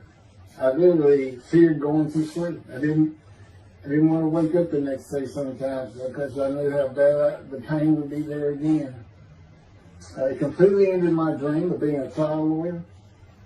So I got an associate position in an oil and gas firm and began learning how to prepare title opinions for oil and gas companies on tracts of land they plan to drill on. Basically, a title opinion is you start from sovereignty, which is when the state granted the land to someone, usually great, large tracts of land, and from there you get parceled out and cut up, and I'd be chasing one small tract within a very large one almost 200 years ago in the early 1800s, and I would have to create genealogical charts of heirship, for people who died without a will. And they had to know who the family members were. And I got very good at it. And I really enjoyed it. I go to small towns throughout Texas and into their courthouses where they would keep all the records of every transaction, of every piece of land in the county. But anyway, there's an awful lot to it. I do go into it in some detail in the book, but I'm not going to for this video.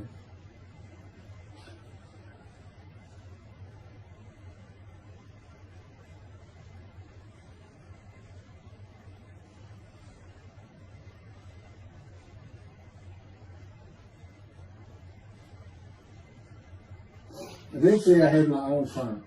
It's just me. In my own office, and I was doing very well, though billing hours for title work is generally lower than other areas of the law, by the hour. But I had also been involved in multi-million-dollar sales of production between oil and gas companies, probated wills, prepared affidavits of heirship, worked with landmen to fix title defects, appellate work, including arguments before justices, plea bargaining in criminal cases for defendants, and anything else that came my way. Then it all stopped, and once again I was fighting for my life in 2001. This is chapter 6, skin, colon, and lung cancer. Oh, just, God will have me tell you, he gave me those headaches. When he came to me, I stopped having nightmares. He provides my dreams for me now, and often as a learning experience. But the grinding of the teeth, everything stopped, and I thought it was just because I wasn't having nightmares. It took away any symptoms of PTSD, for which I was receiving money from an insurance company for disability, partial disability. And that went on for about 7 years. Then one day we're out walking, year 7 or 13, and I had that headache. It just came, and I just stopped. And I said, "You got to be kidding. You did not give me those headaches." He said, "Yes, I did. It's necessary. You are considered the suffering servant of Isaiah 53. You had to suffer your entire life until you're suitable for my purpose," and that includes sitting every verse of Isaiah 53. At that time, I finally read it 7 years into all this. It was about year 2, I think. But yeah, he did. And, I ended up taking painkillers left and right and drinking liquor, as so many people do. I was able to maintain, my life, my work, and everything, but it was enough to put the strain on my marriage that I pretty much blamed myself for it. And I told him, I did this the only time I got hot. Dysphagia me, gut shot, those things, they didn't bother me. But I said, you hurt my children terribly with that.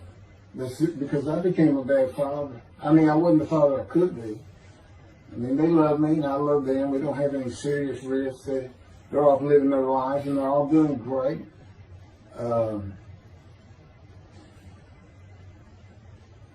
But if they consider themselves anything, they're Christians. And although I don't think any of them are overtly religious, or that they're in church every Sunday or anything like that, but when I started going to the conservative synagogue here in town, and I told him I was converting to be Jewish, they're pretty much just saying I would be a Jew, I guess. I'm not sure that I didn't believe in Jesus. There's probably more of it, God says. But really haven't talked to them much at all in 7 or 8 years. But anyway, so God gave me the headache, just to make sure.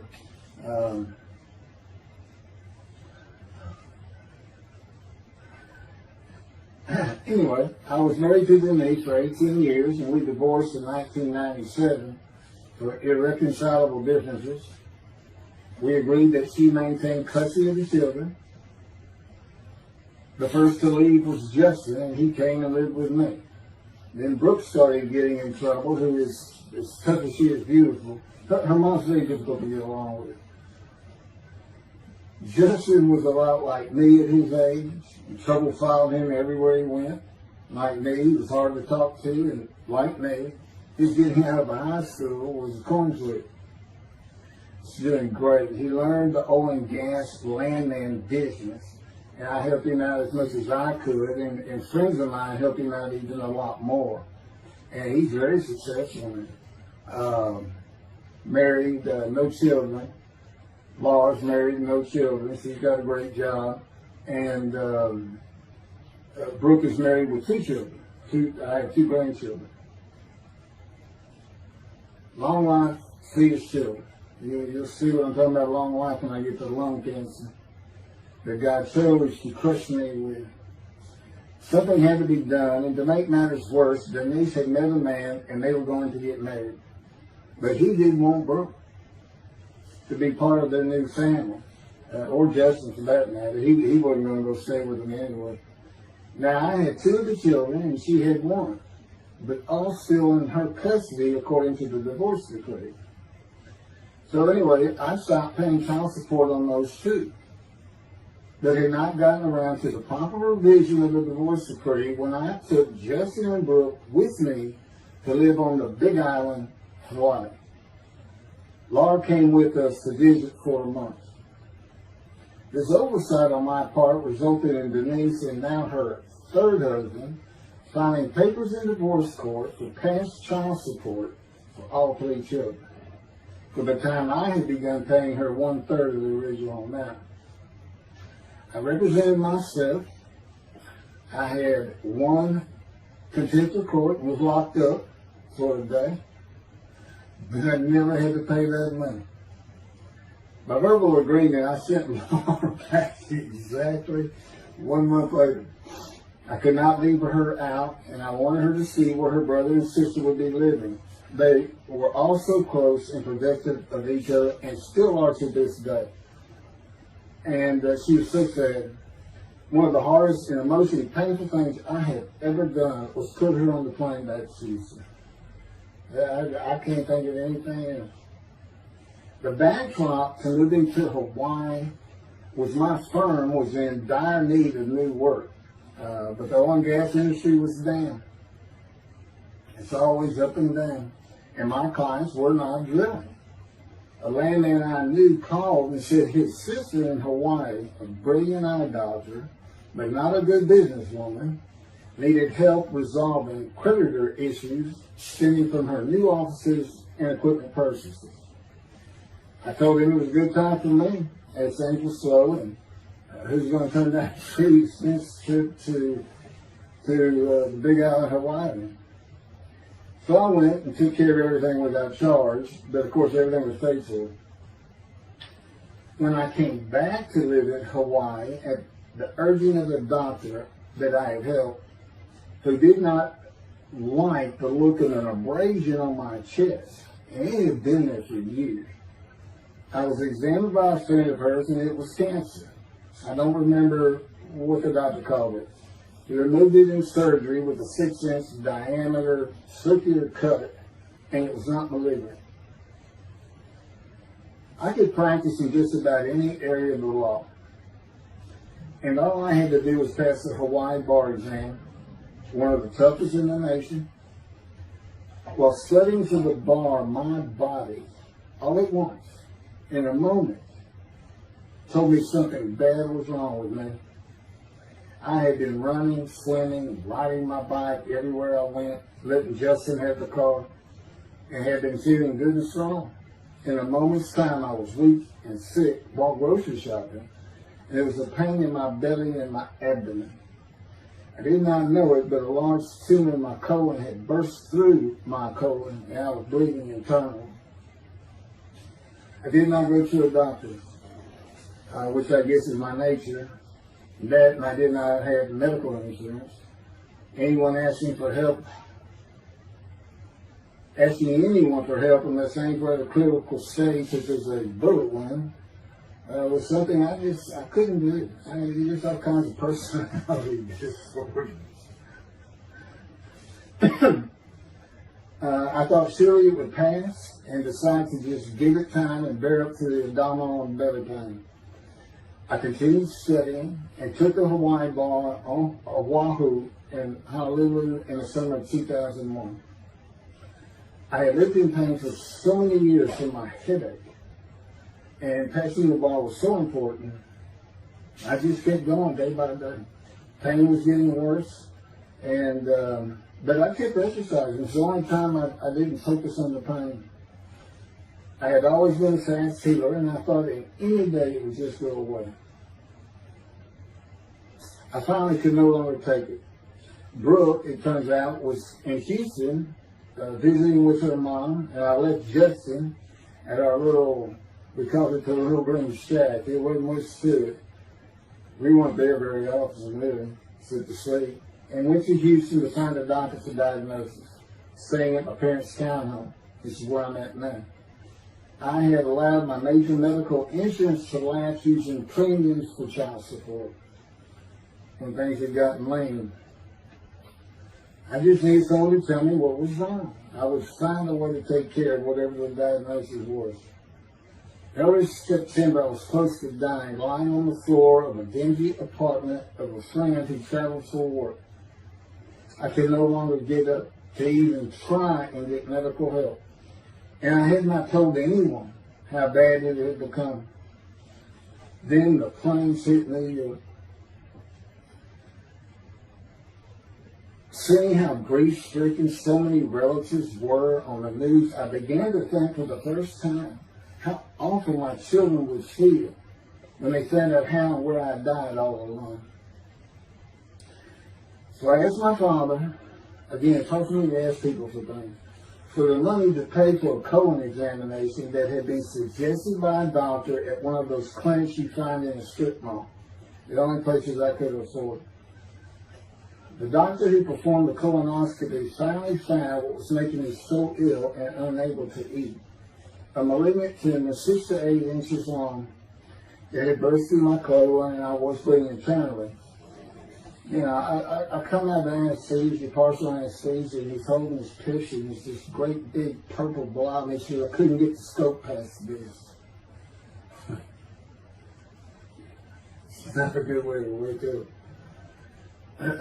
To say it crushed me in my life is an understatement. The pain, the weight loss, inability to eat, all I could do was drink calorie drinks. Began about 4 months before the colon examination. That was 4 months of sheer pain.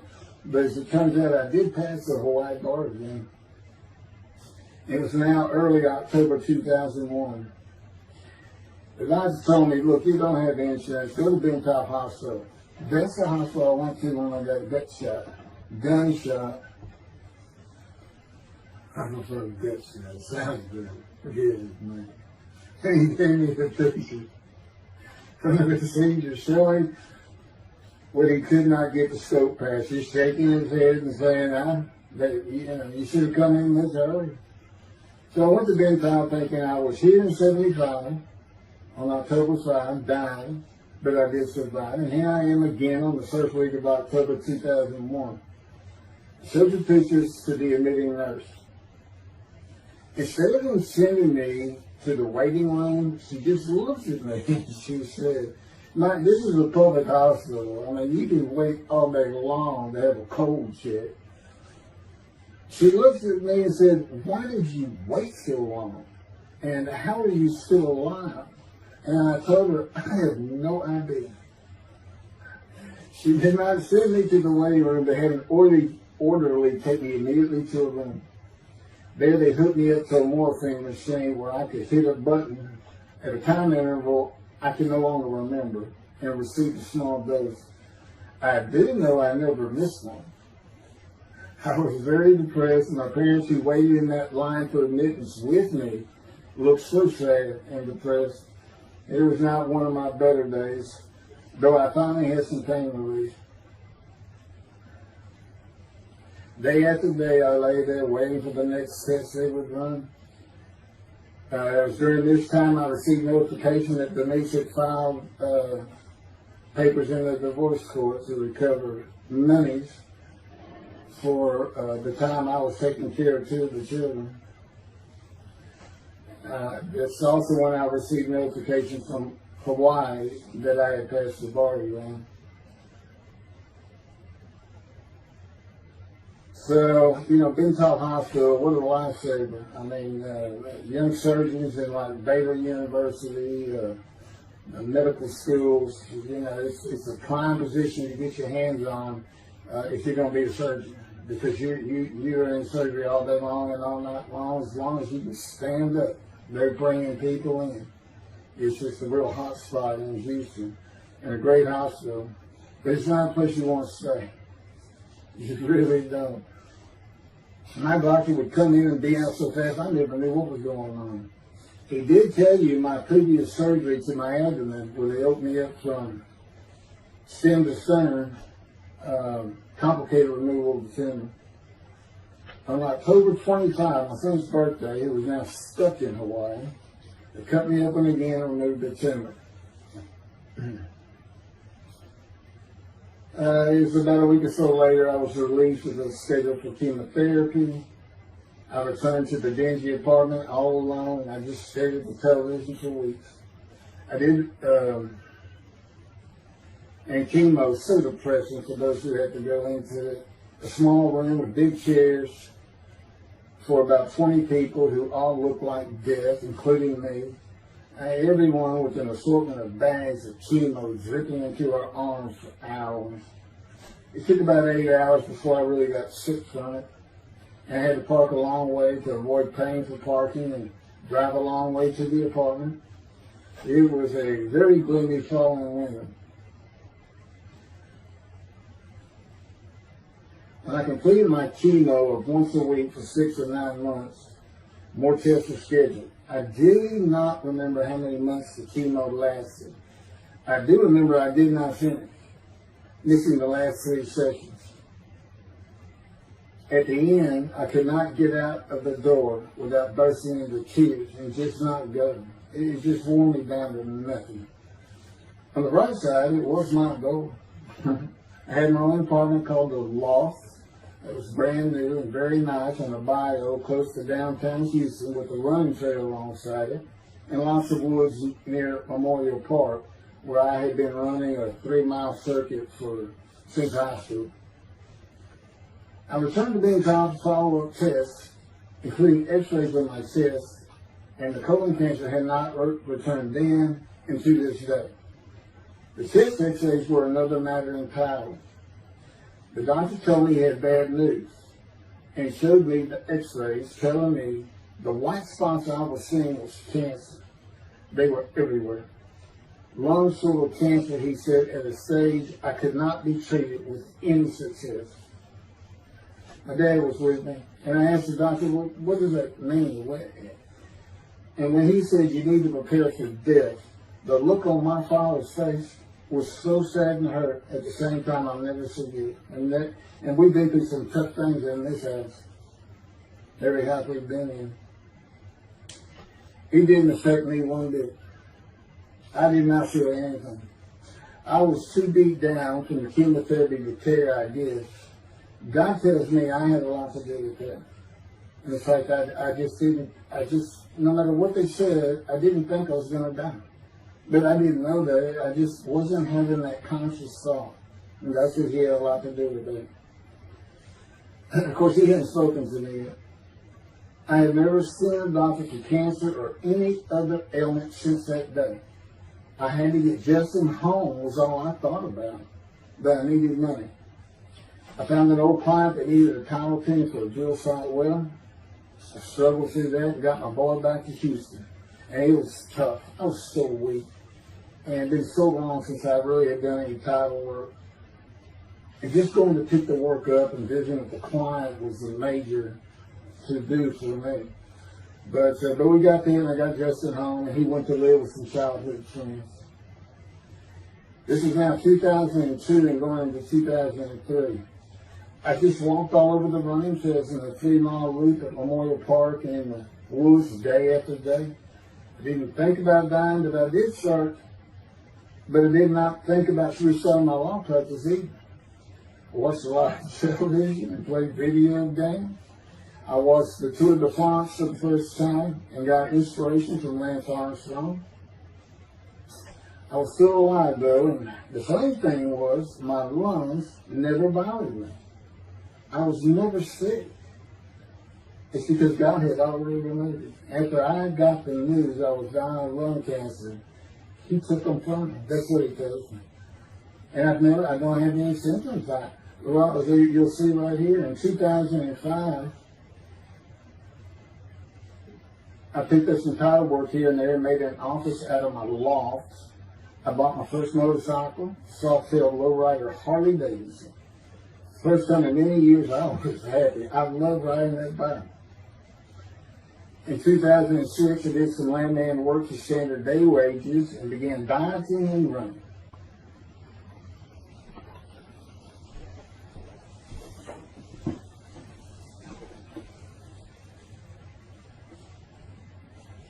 once again, my camera only goes for 29 minutes and 59 seconds. And I'm going to back up just a little bit. In 2006, I did some land work for standard day wages and began diving and running. I had never been a swimmer in terms of training for it.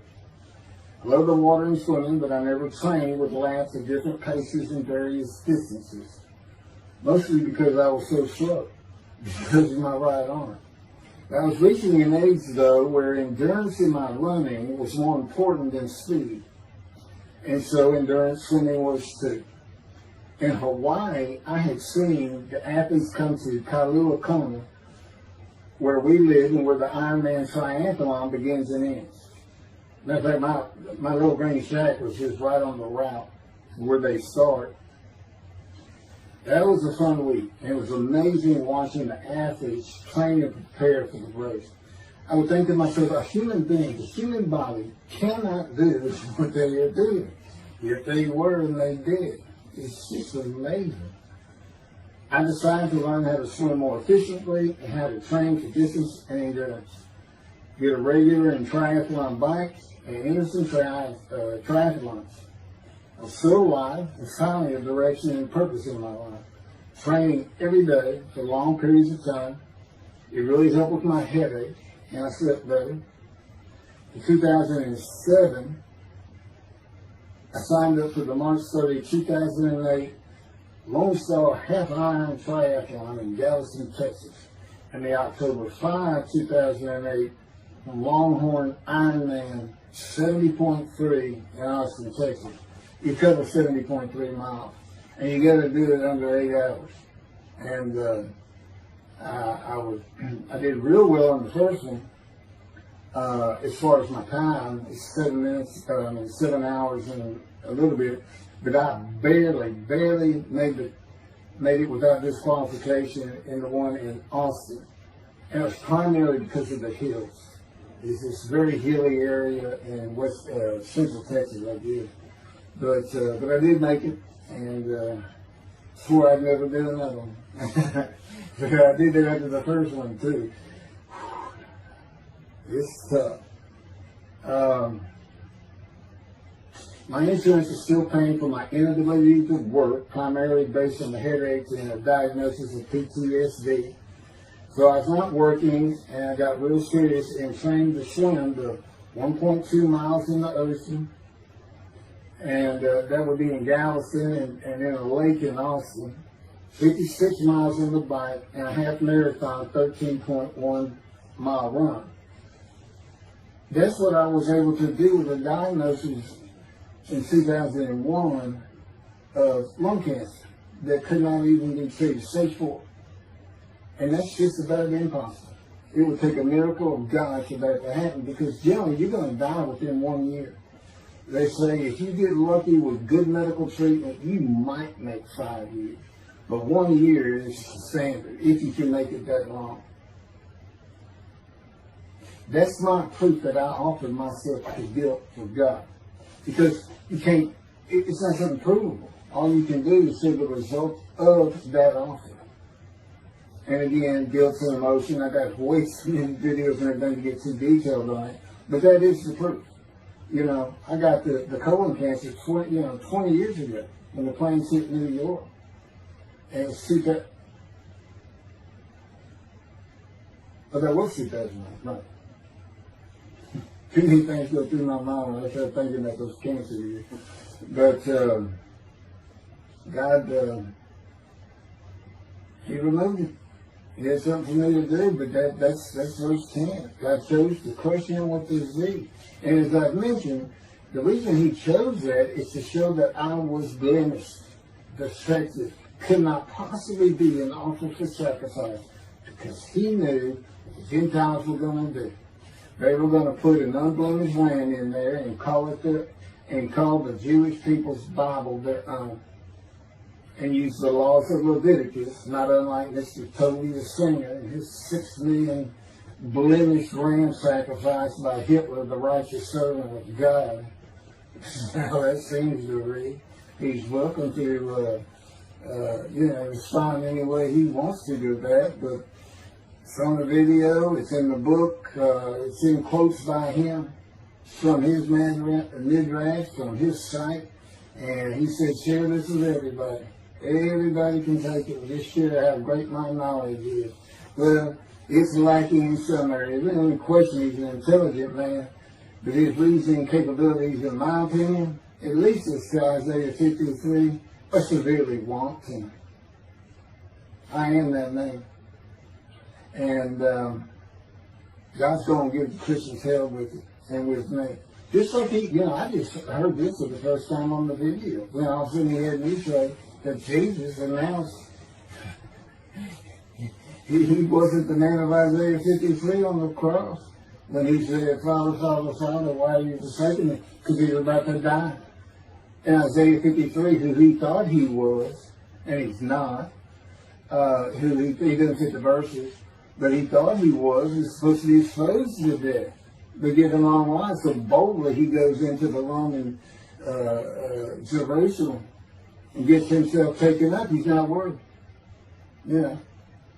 Delusional, yeah, maybe, but as far as I'm concerned, he's nothing but a story. He never existed. And the story starts with the Essenes of the Red Sea Scrolls and the teacher of righteousness. Real quick, I'll go over that. Here's the thing. Their founder is called the teacher of righteousness. Okay? They were great followers of Isaiah. They had the great scroll of Isaiah. They're prolific writers and copyists. They have their own gate at Jerusalem. The Essenes gate. Now, the New Testament never mentions them. You got Pharisees, Sadducees, Essenes, but they never mention an Essene. And Jesus, quite frankly, would have been one of them. Because they embody who he is. They didn't like riches, hated sin, they didn't like material things.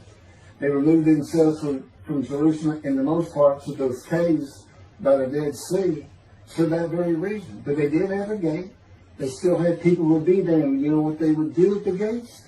Tell stories.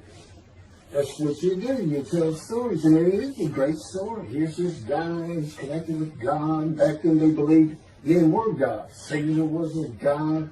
Over in Egypt you had the same thing going on. It's a common thought that men could be gods. And this story just springs up. And they didn't even question. They'd have gone and questioned it. I mean, they're sitting right front and center in Jerusalem. You think they didn't hear? This man walking on water, raising the dead, feeding 5,000 with 2 fish and 5 loaves, turning water to wine. That alone, Rome would have said, Caesar would have said, he does what? He turns water to wine. Bring him to me. Don't touch a hair on his head. You don't kill the man who turns water to wine. You send him out with your armies. Make your men happy. It's there's so many ridiculous aspects to it. Most particularly, God performed a human sacrifice for the sinning Gentiles. He's left the sinning Jews for the sinning Gentiles.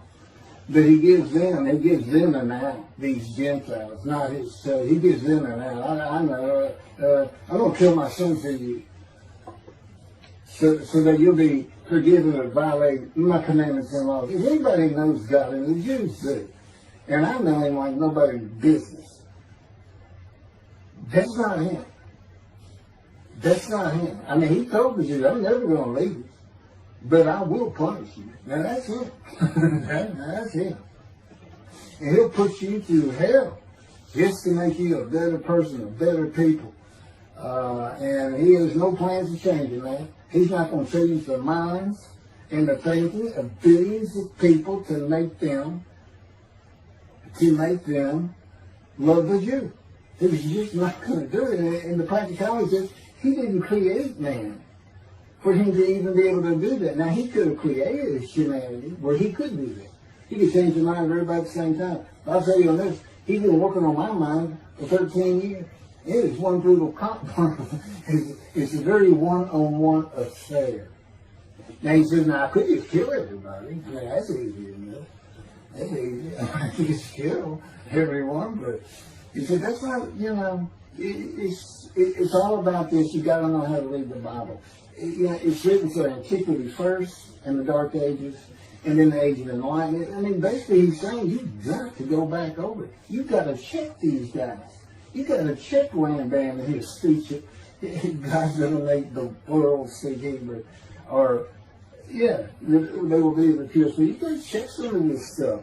And I read Rashi's, I went through his Isaiah 53 main grass, and all I can say is very unimpressed. I've seen what he has to say in Malachi. He didn't pick up on any of this. He didn't know what the angel of the Lord is, the angel of the covenant that you desire.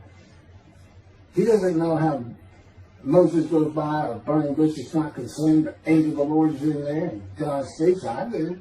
To me, it's just like, well, you just get some basic concepts, and all of a sudden, and quite frankly, it'll open up the scripture to the Jews. They can put the Talmud aside for a little while. But I will say this. God says, if you can study it, study it. There's all kinds of great things in it. Just be real careful about what you teach from it. And it's useful for heaven. If you like to talk about Talmud as a scholar with other Jews, who may very well be in scholar remembrance with you, you can meet up with them. Just see them in the meeting places, have them over to your room. Y'all can watch the new earth being created and the new peoples of God chosen, and watch the evolution of the chosen people. And humanity, the same as this one. God says, why would I change it?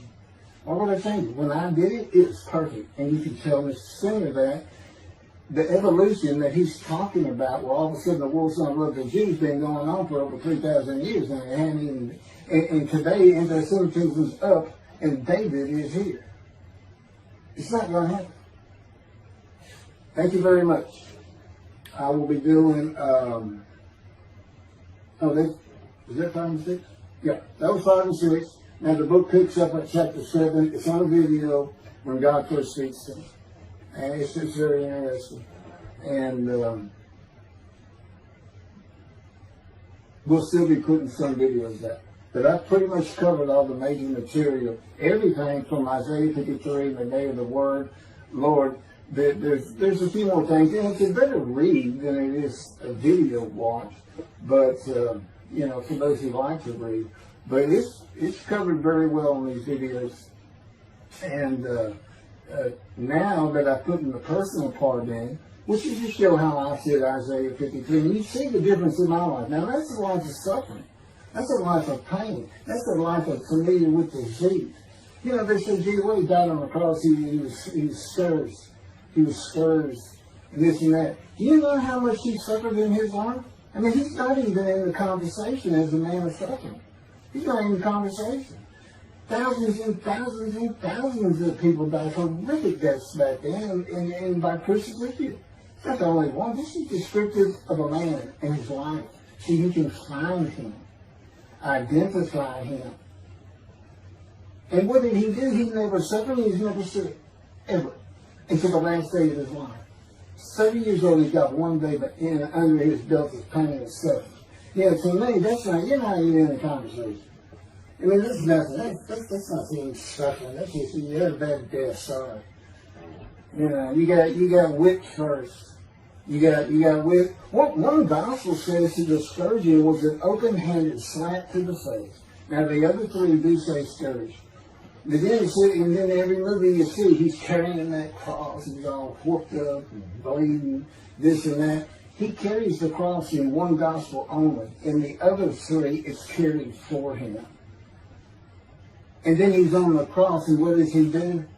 Father, Father, why are you forsaking me? And then the gospel says, one of them, and then he gave up the ghost. He gave up and died. I laid in the back of the ambulance for 8 hours, doing everything I could in my power to stay alive. Just gave up the ghost. There's another video where we make that a little bit more humorous. Anyway, thank you for listening, and I guess that's it. Thank you.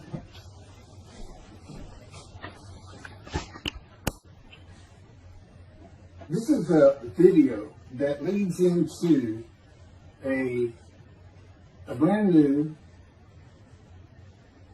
very distinct, not heard from before, commentary on Isaiah 53, which begins actually in Isaiah 52. It's comprised of 7 videos I put together in the last month or so. And I'm just putting them all together with a lead-in video explaining these things and why it's so new, novel, and has such a different view of the scripture from that which Judaism teaches regarding a Messianic era when David comes, the descendant of David. They often refer to him as King Moshiach. Moshiach means the anointed one. And you'll get the idea from the title of this video real quick. God speaks to an atheist. And it began like this. The doctors who gave me 1 month to live from lung cancer in 2002 that developed from my colon cancer metastasizing would have been surprised that I was still alive, to say the least. I had stopped thinking about the lung cancer years before. The white spots in the x-rays that filled my lungs like the stars in the night did not inhibit my breathing or slow me down in any way. At this point in time, I'm training for my first triathlon. And I didn't start small. I did a half Ironman. It's 1.2 miles swimming in an ocean, 55-mile bike ride, and half marathon, 13 miles. They call it the 90.3. One Saturday in the fall of 2007, I was cooking lunch in my small kitchen, post-divorce, and at the stove, when God said, from just a little behind me, as though somebody was speaking to me right here, and above my right shoulder, which is this figure, wash your hands.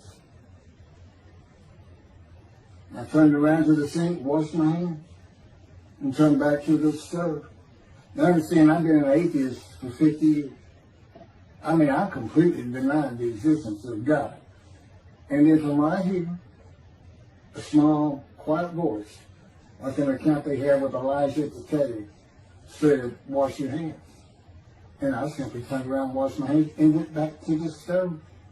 I didn't say a word, and I didn't even keep thinking about it. I just did it. That was it. It was as though he had always been there. Just as to Adam.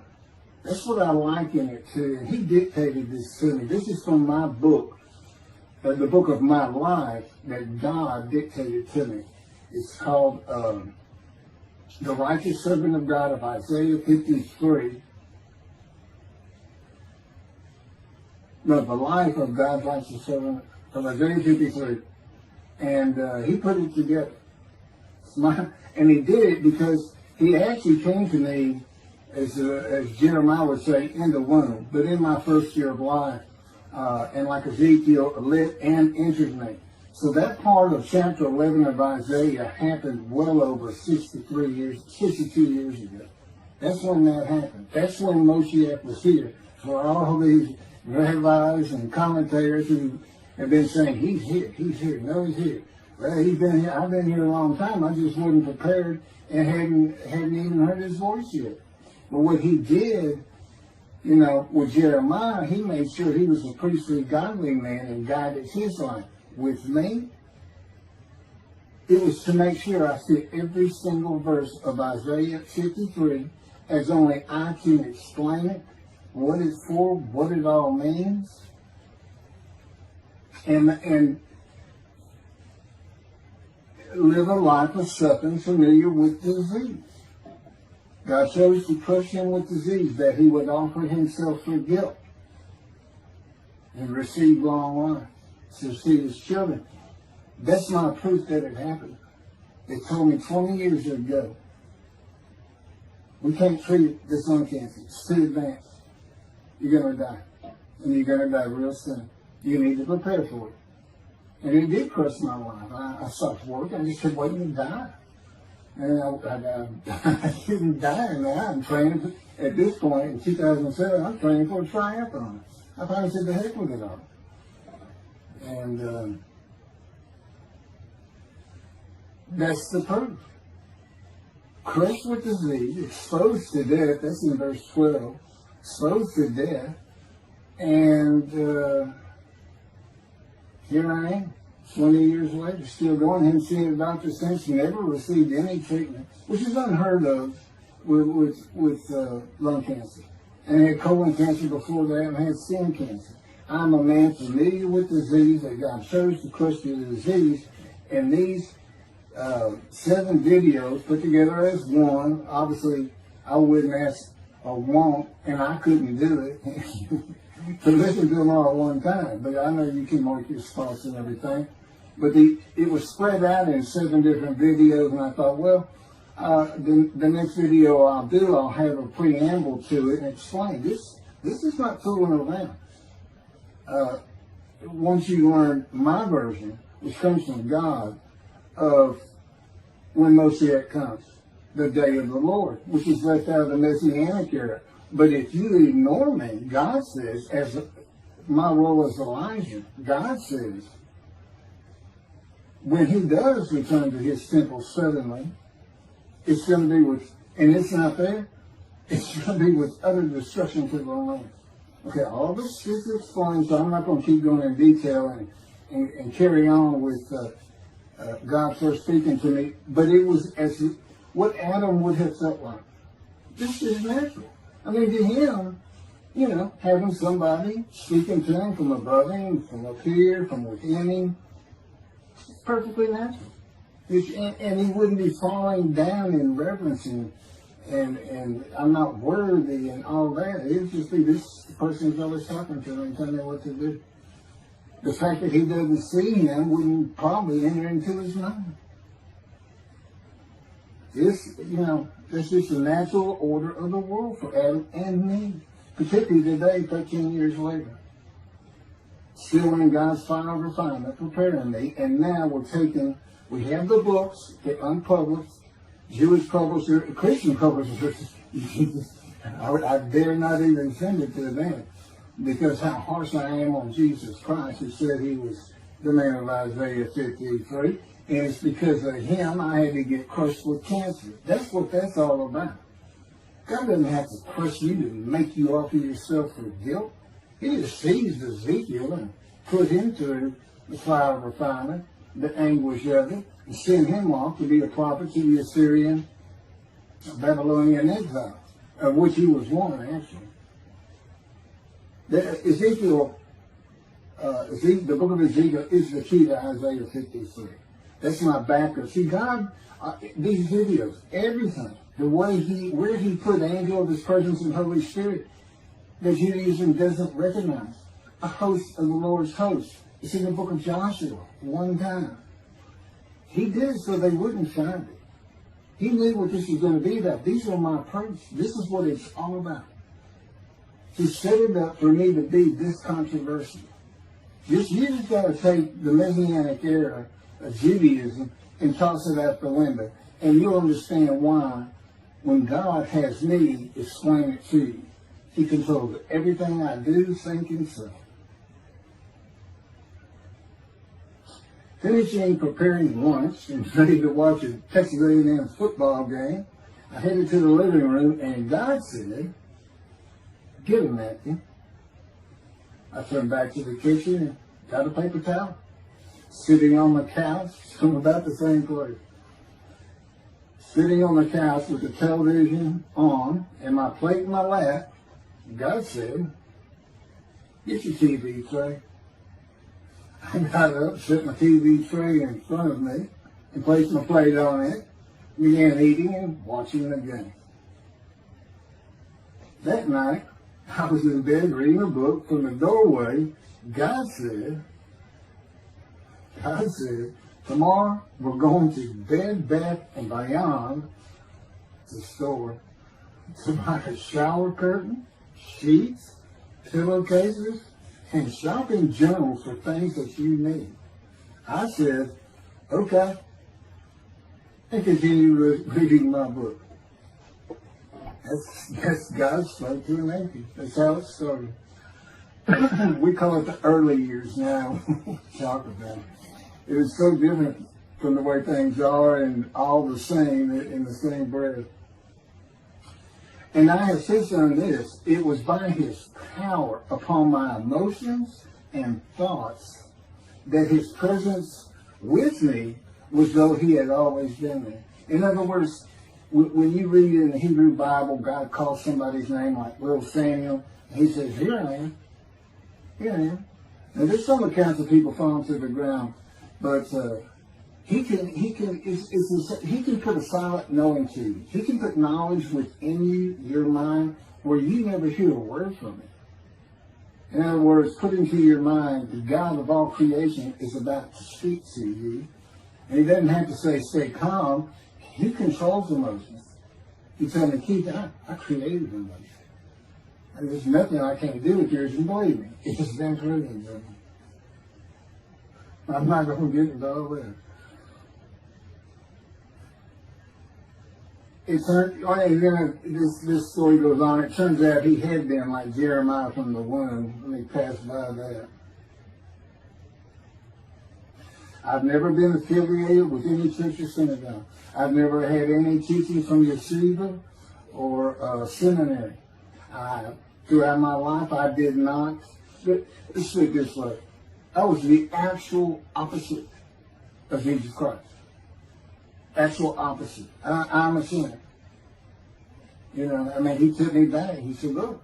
Yeah, because I said, well, I wasn't that bad of a sinner. I was. He said, still it. Still, he go off in vision like the story of Scrooge and the Ghost of Christmas Past. I so get smart with him. This is us talking friend to friend. I can talk to him like he's just a buddy sometimes. There is a line I know not to cross. I said, why would you call that a sin? Why is that a sin? He said, Keith, it's a sin. You lied. I said, you did, but if I didn't lie, I was going to jail. He said, but that don't make it good. I said, well, which comes first? Going to saving yourself? Or lying? And so what? I didn't believe in you anyway. I wasn't worried about going to hell either. I didn't think about those things. He's telling me, man, I didn't let you. That's why I was with you from the get-go. He wanted me to be fresh. No preordained, settled in thoughts and beliefs on anything. And of course, I grew up in Texas for the most part, so it would have been Christianity. I didn't associate with anybody who was religious. I didn't even know what the term Jesus meant. I didn't even know that Jesus died for my sins, supposedly, in their theology. And I didn't know that there was a problem between Judaism and Christianity. Jews and Christians, I didn't know that. I had plenty of Jewish friends. And, I was in the late 60s, 70s, my formative, going into my teen years, and, we treated everybody as an equal. I never thought about it, including African Americans, who in my day, we just said blacks. I guess it doesn't go anymore. But they're great friends of all kinds. My best friend, I didn't even know he was Jewish until I saw him on Facebook 40 years later. But anyway, let me jump ahead. Okay, this is how God communicates with mankind. This is what the prophets are all about. It's not just Ezekiel, a spirit lit and entered into me. At that moment, God was speaking. And then he says, at that moment, a spirit entered into me, and then I could hear God's words. So he's saying, and that means God is in his spirit. And it's just imagine the presence of God is his mind, and it is composed of elements of the unseen realm that we can't understand, and spirit he created, and the angel of the Spirit, the Holy Spirit, he created. But that's completely different elements. His presence is different from God's presence. But they're like big clouds. And they can float together and be as one cloud. Okay, that cloud is what descends upon you. They are within me and without me. If you, this audience, was in a room with me, they would envelop you all around you. You'd be in the presence of God. The difference with me in that room is that that cloud engulfs me, flows through, it's within and without me, as though there's no break because of my physical structures. My little spirit is a little cloud that also drifted in. That's what it is. And it happened with all the prophets. If they spoke God's words, he was talking to them. He was telling them, write this down. Write this down. All these 20 books or so, the books of the prophets. Ezekiel, write this down. Let's set this up. Jeremiah, write this down. See, the time is coming. Well, that's the time in Malachi. It all comes together, and you'll find it in all these videos. So, and it doesn't just include Moses and the prophets. The man who wrestled with Jacob.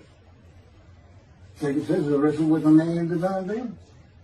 But, you know, Judaism doesn't acknowledge the Holy Spirit's a person, which is beyond belief, because there's so many references that this is clearly a person, the angel of his presence. But it's just God going to a man saying, hey, wake up, I'm the God of this land. See this man over here sleeping? His name's Jacob. He's got his head on a rock. Go jump on him and start wrestling. Don't worry about it. I'm gonna orchestrate the whole thing. You'll be fine. And the guy would have said, yeah, I am. Let's go. That's how he does. And Judaism says the man in divine beings is an angel. No, you know, that'd be like saying I'm an angel. And you wouldn't want to say that. Well, you wouldn't want to say it to me before he came to me, because that would make me mad. I had a hell of a temper, just like Moses did, and like Ezekiel did. And God knows how to knock it out of you, to where you smile and laugh a lot. Because I never used to. No, well, you got to read the book, and you'll get it. You'll get it. And I'm just, you know, just like a lot of people, I've been through too much, hurt too much, suffered too much to have any thought that there's anybody upstairs, you know, who cares about me. It's just don't even mention his name around me. We're either gonna fight or I'm leaving for you and you'll never see me. Don't do that. Because it just makes me angry. All that's gone, by the way.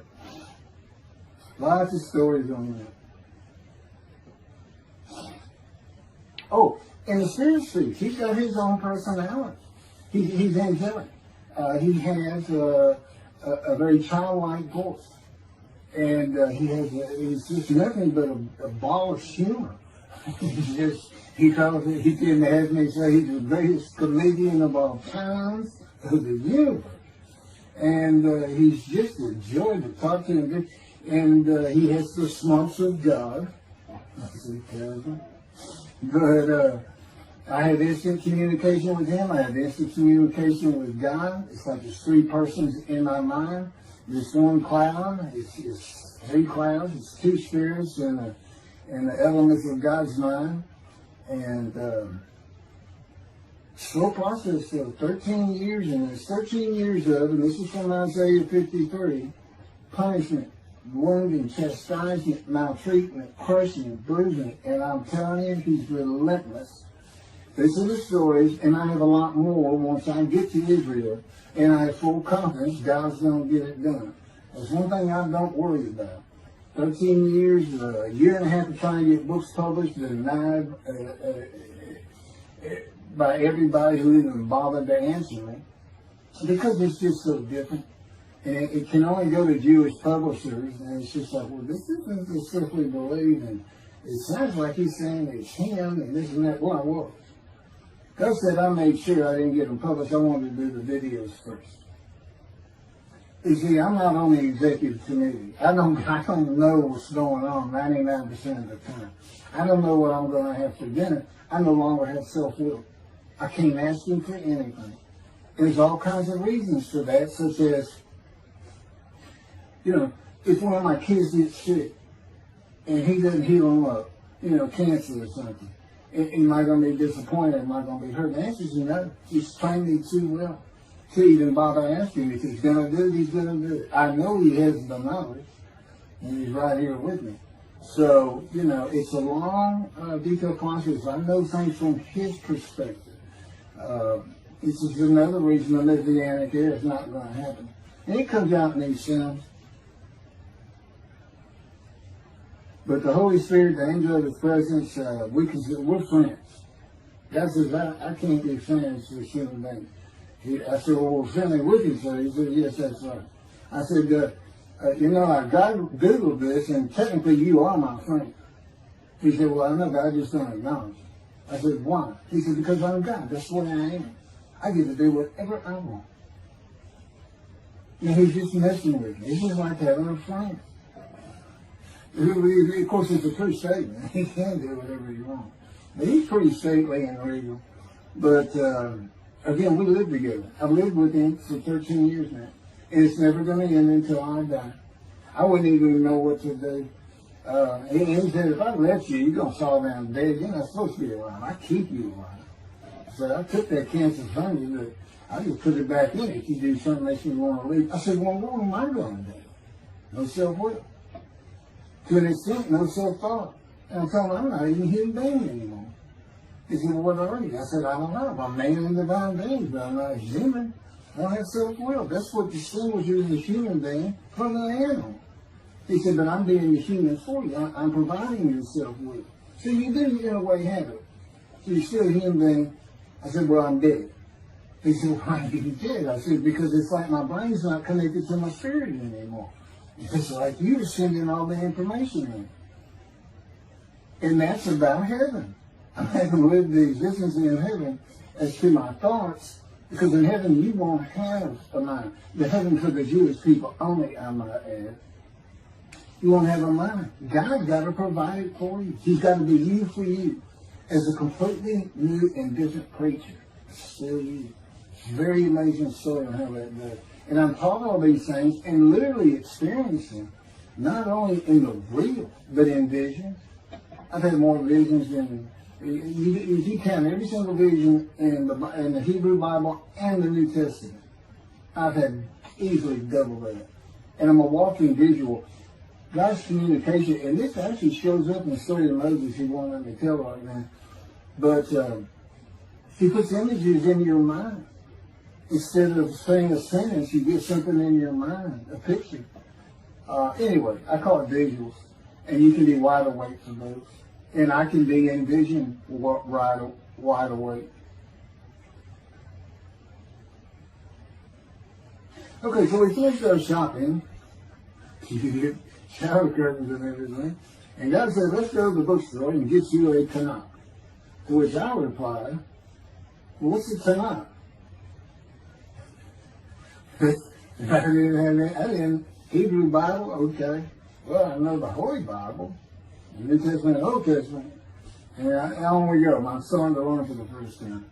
At Barnes & Noble's, we looked at all the Hebrew Bibles and purchased the Jewish Publication Society's Tanakh, the Holy Scriptures, which is a translation that began in 1956 and was published in 85. Men who spent 30 years on the Leningrad Codex, the oldest Hebrew Bible in existence.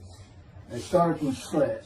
I hear these rabbis and people say, well, I know what these translations are, this and that, and this, and God says, just go with the JP is. They hit it right just about every single time. I've only found one thing that I don't understand how they miss it. But it's in 53. This is the 1985 edition. That's the best translation you can get out there. And I don't just hear God speak to me.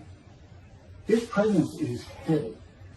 And I'm also, it says he pinned Ezekiel's arms behind his back with his cords of power. And by his cords of power, Ezekiel could not leave his house.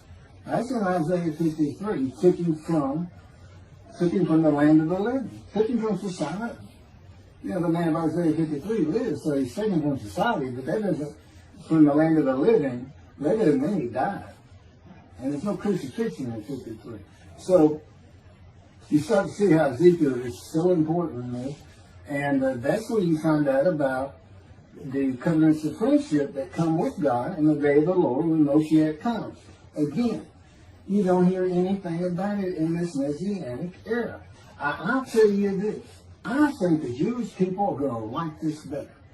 I think throwing out all that rubbish Judaism's been teaching from back in antiquity, that's where they're stuck, and see what's really going to happen with God coming back, a man in divine being, with the capabilities of Moses, Elijah, the descendant of David, all their attributes, okay, are in me. I can be each and every one of them, and I can be all four of them at one time.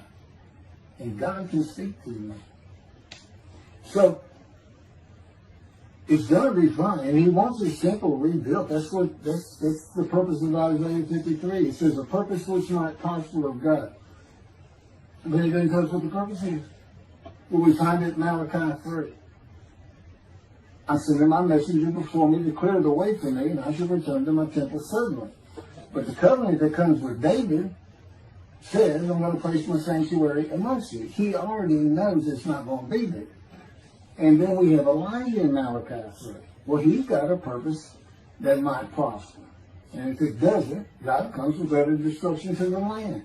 And again, you don't hear it with the Messianic era. Utter destruction to the land. There's 7 million Israeli Jews. How can you not read that and go, that sounds an awful lot like, I'm going to raise up armies against you. How can you just ignore that? Well, anyway, we're getting serious stuff. And the purpose that might prosper, I never believed that. I think they just puts the man of the righteous servant of God of 53. I think that puts him with, he's got the same purpose as Elijah. Elijah is supposed to bring the families back together through the laws and teachings God gave Moses, or being mindful of them. That's the new covenant. It's an amendment. It's an amendment that also has a new inclusion of sin forgiveness. Over the last 63 years, God's presence has resided in Texas, Louisiana, Florida, and Hawaii. And he is more than ready to return to his land, Israel. Because wherever I am is where his presence is, and those are all the different states I lived in over this time period. Wherever I go. As a matter of fact, if you see me in Israel down at the old city or down at Tel Aviv, you can turn to your friend and say, hey, I know where God is. I say, really? I thought he'd have left. Some people say he died. I said, no, you see that guy over there? He's all around that guy. And some say inside too. That's what it's going to be like. God said, when you get to Israel, we're never leaving again. I said, I want to see Great Britain. He said, it's like, did you just ask for something? I'm like, oh. Yeah, that's good. I hope I fry if I hit the border and cross over.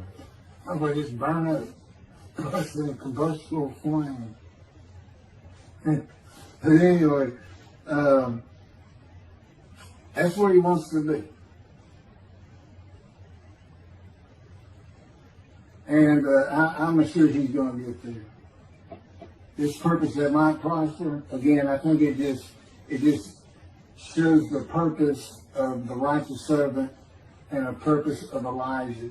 Because he knew I was going to be teaching. There's only, in the day of the Lord, as you would imagine, he wants to have all the prophecies fulfilled, be done with the prophecies. And there's only a handful, 4 men to come that we've never seen. The descendant of David, prophet like Moses, Elijah, and of course the righteous servant. We only had one description. Even the sages knew you got to have a description of the descendant of David. It's Isaiah 53. They called him in the Babylonian Talmud the leper scholar. You see me referencing it on just about every video. In other words, I'm saying, look, it's not Jesus, it's not the people of Israel that's taught today. It's this guy from the Talmud that just hadn't come yet. You just didn't know, didn't have a man that fit the description. Well, you do now. And two covenants. The friendship covenant, which is actually in two parts, Ezekiel 34 and Ezekiel 37. One part of which is, I'm going to put my sanctuary amongst my people. And the other part, interesting enough, has to do with the land blooming again, which is Jeremiah 31. See, a time is coming, the land will bloom again. See, a time is coming, the cities after desolation of many years, 2,000 plus actually, will be restored and Jerusalem rebuilt. And the Jews shall never be defeated again. Okay, now we just talked about utter destruction, likened to armies being raised. But here it is in this friendship covenant, in this, Jerusalem being rebuilt. If that's done, then you'll never be defeated again. So, you look at it and go, well, there's kind of a problem between those two. And what I think it means is he's going to get the temple built now that Jerusalem's been rebuilt and he's come. That this might prosper, because it kind of gets it. So what is the purpose of God might prosper? Who thought you could do everything? And he said, well, in large part, my people got to listen to you. They got, especially the rabbis, they never listen to my prophets. They're all full of themselves. And they know everything. Well, he starts getting angry. And see, that's not good for me. Because all of a sudden he wants to make me better, which means suffering. You gotta keep them away from those movies. I feel the spirits. They're on funny. Get the funny guy around here. We talk friend to friend too. Well, anyway, I'm gonna let you. There's a lot more, but this story is in my book. Hopefully, after spending time and understanding who I am, and this is here. It's happening. I don't care what the rabbis think or say. Look, I'm a prophet of God. I'm a man in divine things. If I say something contrary to what they think and say and believe, they're wrong. Automatically. It's a given. Because God is telling me all these things. It's his book. They're wrong automatically. And he is livid that I'm having this problem with Isaiah 53 being the people Israel. Well, it's in the videos, but you ought to see the arguments they really put back before that, for Isaiah 53:10 and other verses. Rabbi Tobias Sangrab is Judaism. He went Christian. The Christians went to the laws of Leviticus, animal sacrificial laws, and said Jesus is the unblemished lamb. That's why, and they're using, Leviticus where you could offer a lamb and for unintentional sins, but nevertheless, they turned it into, he was a human sacrifice, which he says himself. He says, God no longer wants bulls and goats for sin. He prepares my body for sacrifice. He's really talking about it, and God made the sacrifice to Gentiles so they didn't have to obey his commandments and laws.